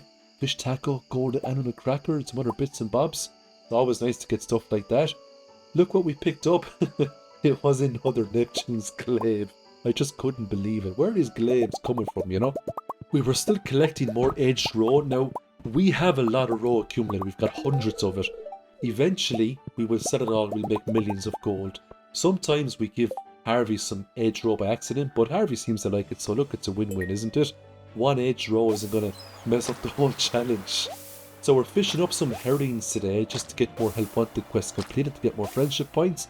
And that's what we're all about at the moment. That's all we've been doing really for year 2. It's just trying to accumulate friendship points. And if you're wondering why I didn't do any of this in year 1, it's because originally this challenge wasn't going to perfection. It was just something that a lot of people requested as we got closer and closer to finishing the first year. So this is just a thank you to everyone that's hung around and watched the series of this. Thank you so much for watching. Here's your perfection run on the Riverlands farm. Sam gets a pizza, Shane gets a bear, everyone is happy. Shane's maxed out, which is great. One less person to worry about. Krobus is getting more horseradishes. Krobus must be in his absolute element. 5 out of 10 hearts with Krobus right now. Look what we got on the first day of summer. We got the extended family quest. We also have the lovely quality bobber as well, so we are going to spend the next 3 days pulling up absolute tons of legend 2s. And we get just as much as we got last year, except these are all of iridium quality, which was absolutely fantastic. We also got lots of star drop teas as well, which was great. Now we end up getting about 70 of these legend 2s, and we can't sell them right now because we don't have artisan. If we sold them now, it would just be an absolute sin. So we're going to smoke them up, we're going to hold on to them, and when we get artisan, we will then sell them. And when that happens, you're going to see the true power of fishing. You're going to see why fishing is by far the strongest profession in this game. And I know people have said that farmer is more reliable, but I mean, if you get that quest, you have the potential to make millions in just a couple of days. I mean, it really just can't be beaten. If you don't get that quest, you could just pull up iridium quality lava eels and you can still make hundreds of thousands of gold every single day, no problem. Just go up to the summit on Ginger Island and away you go. So we just got our gold star duck feather today. Doesn't matter what quality it is, the main thing is that it's a duck feather. And we're going to put that into the shipping bin now to try to finish off the shipping collection. It was Jazz's birthday today. She's going to get a lovely rabbit's foot. That's Jazz 8 out of 10 hearts. You know what, I had a few star drop teas lying around. I just gave it to her just to max her out because at this stage in the game I was actually very close to perfection. I had a lot of the resources assembled now to craft every item in the game. I had all of the items assembled to craft every recipe in the game. It was just all in the fridges waiting to be used, thanks to Ginger Island and thanks to the greenhouse. We're going back to the statue now and we're going to respec fishing. And the reason we're respecing fishing is because I want to get the angler again, so fish are worth 50% more. Then we're going to respec farming back to artisan, and then we are going to sell the smoked legend 2s. We're going to pick up Robin's resource rush, because if we complete this quest, then she will give us the stone chest. Once the stone chest is unlocked, we can then go to the dwarf and get the big stone chest. We're then running to the quarry cave, and the goal here was simple: get coal. Because you can actually get coal inside her every single day. Some nodes do spawn over here. There's also a chance we can get magic rock candies when we fight these floaty skulls, and there was a lot of them today, so I was a little bit hopeful. Alas, it wasn't meant to be. I mean, it is a very rare drop rate, of course. Now, I went to Clint and I showed him the coal that I mined up. He was impressed as per usual. I then went to Rob and gave her a refined quartz to complete another help wanted quest with her. It was then back to Ginger Island and we were cutting down trees. I had these lovely mahogany trees that were fully grown now, so we're going to cut those down to get more hardwood. And then it was just cutting regular trees down to get 1,000 pieces in total to complete Robin's resource rush. The great thing about the resource rush is that you get to keep the wood, you don't actually have to give it to Robin. Tomato juice and pickle of summer squash was on the raccoons list today. I decided to take on this quest straight away, so I got some squash from the greenhouse and I got a tomato from over on Ginger Island. They regrow all the time, which is so handy. You've probably noticed how fast I can get around because I have the return scepter and all of the dwarf obelisks. It just means I can get to anywhere in this game within, I'd say at the most, 1 in-game hour. That's how versatile my character is at travelling. Upon completing this raccoon quest we get more fairy dust. I really wanted a star drop tea, but it just wasn't in the cards today. I'm now wondering to myself, if I reset the day and handed in the quest, would I have got something different? Something I need to test in the next couple of days. So I got the stone chest recipe off Robin. We're going to the regular mines now. We're going to talk to the dwarf and we're going to pay 5,000 gold and get the big stone chest recipe off him. I don't believe you can get that without unlocking the stone chest from Robin first. So just be careful when you're going for perfection. If you feel like you're missing out on a craftable recipe, it's more than likely the big stone chest from the dwarf. So I decided to make my crafting bench. I had 3 big chests around it. I was now going to spend a good portion of today smelting up bars and consolidating resources to move into those chests. Those 3 chests here out front were packed up to the gills with resources that I have been collecting for over a year now, and I had a lot of resources in those chests. I also had a lot of resources over on Ginger Island as well from doing the Volcano dungeon so much. There was tons of bars and wood and other bits and bobs over there as well. Once all of those chests were filled up, I wasn't ready to craft everything just yet. I still needed the deluxe scarecrow. I also needed just a little bit more moss to make that statue of blessings, because the requirement to make that is so high. I was actually lacking on coal, believe it or not. I went down into the midsection of the mines to get coal, iron and other bits and bobs. Despite the fact that we're in the late game, this is still a great place to go to get your bits and bobs, especially coal because you have the dust bites. I took a monster musk to increase the chances of dust bites appearing. I also had the burglar ring on me as well, so there's a good chance to drop even more coal. And if the monster compendium activated, they would drop double coal. So it's just a real nice method to get lots of coal. After I collected all of the edged row, my rabbits started to generate gold quality rabbit's feet. I was so proud of them. That's going to make life way easier now to accumulate more friendship points. Abigail wanted a spice berry, so I gave her one of those straight away. I now had enough prize tickets assembled to get more goodies, including a magic rock candy, but more importantly, a star drop tea. Now that we had fishing respect, it was time to go back down into the sewers, go back to the Statue of Uncertainty and respect farming. to get the artisan skill, so all artisan goods are worth 40% more. I also learned the cookies recipe off Evelyn. That was the last recipe I needed to be able to craft every single cooking recipe in the game. Pierre was closed because it was late. Georgia, however, was open because you're just far superior in every single way.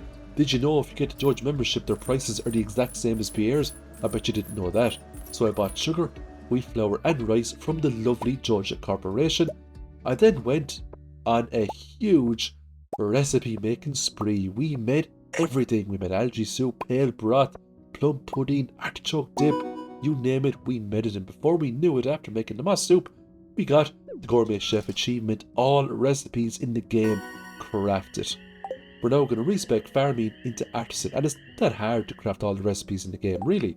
If you just open up the wiki, look at the fish you need, look at the crops you need, look at the forageables you need, just break it down, run around, assemble everything. You'd have it done in no time at all. It's not that hard. I'm actually going to make a guide, and I'm going to talk you through how to easily get perfection. Let me know in the comments if you want to see such a guide, a detailed breakdown on how easy it is to actually achieve once you take it step by step. Now, we needed the aquatic overpopulation quest because we needed the farm computer recipe of Demetrius. He gave us a nasty fish to put up. He gave us the Dorado. It's a rare fish to get in summer. I also maxed out Gus's friendship too, which was nice. Now, I used the bait maker here. I already had Dorado bait back on the farm, because if you check out Willie's rotating stock, he will occasionally sell you bait all different manners. So I managed to pull up all the Dorados I needed without any hassle at all. And once I got my 10 Dorados together, that was the quest complete. I didn't even have to talk to Demetrius. The next day he'd give me the farm computer. Now, I needed a dwarf gadget to make the farm computer. I had the marble already from the geodes last year. I couldn't find the dwarf gadget anywhere. I thought I saved one from last year, but I just couldn't find it. So I'm going to give all these omnigeodes into Clint, and fortunately, after breaking open 20 or 30 of them, I managed to get the dwarf gadget. I also maxed out Leo as well. I actually maxed him out very quickly by just giving him star drop teas and loved gifts. Look at all the money we made today, primarily from fishing. We made over 5 million gold. Now, that's not really one day. That was 3 days of pulling up Legend 2s. They're selling for 42,000 gold a pop. Now that's with Angler and Artisan. Look at the aged Legend 2 rows. They're selling for 7,000 gold. Just look at that money. That's why fishing is just so good. Because you can make money so quickly with it. We get farm computer the next day. So we're going to make that now without much hassle. The only thing we need now is the deluxe scarecrow, and I believe that will be all the items in the game crafted, bar the Statue of Blessings. But we are going to get the green rain very soon, and when we do, we're going to have hundreds upon hundreds of moss that we can use. So for now, we're going to craft what we can, which is everything bar those few items. When I was finished with crafting the majority of items you can craft in the game, I decided to go to the Wizard's Tower. We're now going to get the gold clock for 10 million gold and bop that on the farm, and that's going to be a huge percentage gained now to perfection. So we're very close now to actually getting perfection, and within the next couple of days we will absolutely achieve it. The only problem is that to get the deluxe scarecrow, we need to go to the Stardew Valley Fair and get the rare crow there. We didn't actually pick it up last year, and I'm just kicking my heels I didn't do that. I slept for one extra day. I didn't do a thing because I just wanted this luau to pop up. I put an iridium quality sturgeon into the soup. I got the best results. That was going to give me a lot of friendship points with a lot of people. I also done the Green Rain event as well, and then I slept until the Stardew Valley Fair afterwards. And the reason why I did this is because there was literally nothing else to do. All I needed was the deluxe scarecrow, and I was going to unlock perfection. I had everything else done, so I just slept until this day popped up. So I bought some star tokens here because I had some money to do so. I bought more than enough of what was needed. I got first place again from using the 9 iridium chubs. I had just under 4,000 star tokens there. All I wanted was the rare crow for 800. I got the prize ticket too just because I could get it. I'm not going to use it. We're now going to leg it out of here. We're going to go back to our crafting bench and we're going to craft up some items. So the first thing we're going to craft, of course, is the deluxe scarecrow, and we just get it there in the mail the next day, which was nice. And that came from the ZC Rarecrow Society. Thanks very much to them. And that's why you should always try to get all the Rarecrows, because that deluxe scarecrow is amazing. It has double the covering range of that of a regular Rarecrow or scarecrow. Once we had the deluxe scarecrow made, there was one thing left to do to unlock perfection, and that was to make the Statue of Blessings. The Statue of Blessings is an absolutely amazing must-have for every farmer that plays Stardew Valley. You need stone, fibre, sap and moss to make it, but you need huge quantities of each. And what bottlenecks most people is the moss. But if you whack your trees every couple of days, you can get moss no problem at all. It was now time to go to the top of the pier and talk to our good friend, Harvey.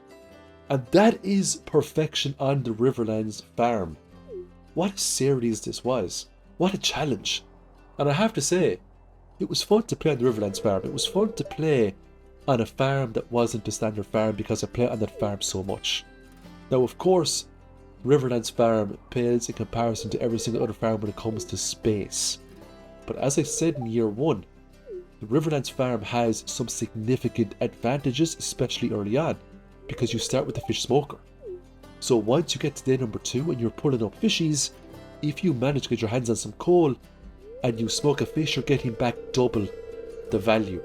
So you can make a lot, I mean a lot of money very early in spring year 1 with the fish smoker, especially if you smoke the likes of the largemouth basses, the catfish. The bullheads are quite good as well, you know. You've got a lot of ocean fish that are quite good too, like the flounders and whatnot. It's always nice to get perfection. I've got it so many times now, I've lost count. I just want to thank everyone from watching my series, from watching my videos. I really do appreciate you. It's hard making these kind of things because of the kids and because of my full-time job, you know. It's hard to kind of find time to sit down and do this, and that's why I did the series, because I could play 10 days, I could edit it, I could upload it, and I was able to do that every couple of days, so I was able to be consistent. If I didn't do that, you'd be waiting the bones of a month or maybe even 2 months for one of these big videos to come out. Just because you get perfection doesn't mean that it's over. It'll bring you straight back into the game after this, and you can even get your hands on some real cool items. For example, the golden chickens. I mean, if you think the sheep are overpowered or the pigs are overpowered, meet my friend Golden Chicken. You know, they lay golden eggs every day, and those eggs sell for astronomical amounts of money. And you can even give golden chickens golden animal crackers, which leads back to my original question, you know. You can give legendary fish ponds golden animal crackers. You can give golden chickens golden animal crackers. And both those things, in my opinion, are far superior to pigs. But you can't give pigs golden animal crackers. So I just don't understand why Concerned Ape didn't allow pigs to have them, you know. Because the thing with pigs are that if it rains, they're not going to come out. And sometimes you can get a handful of rainy days in a row. And when they do come out, then you need to have lots of space for them. So they're not as overpowered as people think they are when you compare them to other money-making techniques, especially when you involve animals, or if you involve fish ponds. And despite the fact that fish ponds do take up space, and despite the fact that you're not guaranteed raw from a legendary fish pond every single day, if you've watched this series, if you've watched this challenge, you've probably seen by now that even if you don't get it every day, you get it enough that you can see the difference at the end of the week or at the end of every, 2 weeks. The sheer money you get, 7,000 gold every time you age 1 legend row or legend 2 row, that's insane. We got the gold clock primarily from fishing. We did it using a combination of legend 2s and legend row. That's just how potent it is. Of course, we sold other things as well, but I'd say 90% of the money, maybe 95%, it came from the legend 2s and the legend 2 row. So there you have it, everyone. That is the 100 days, or I should say, the movie completed. We have gotten perfection. It's always nice to get it, Thanks again for watching. I hope you all have a great week. If you've made it to the end of the video, consider subscribing to the channel. Membership is quite cheap. It's just a couple of bucks per month. And all members get incorporated into the videos. You might not be in one, but if you're not in one, you definitely end up in the other. So every time a big video comes out, whether we get an animal or we have to name something, that's when the members get involved. Your name gets incorporated into the videos. If you like it, shoutouts like that, consider supporting me further. I do really appreciate that. Thanks again for watching, everyone, and I will see you very soon in the next Stardew Valley challenge. Bye for now.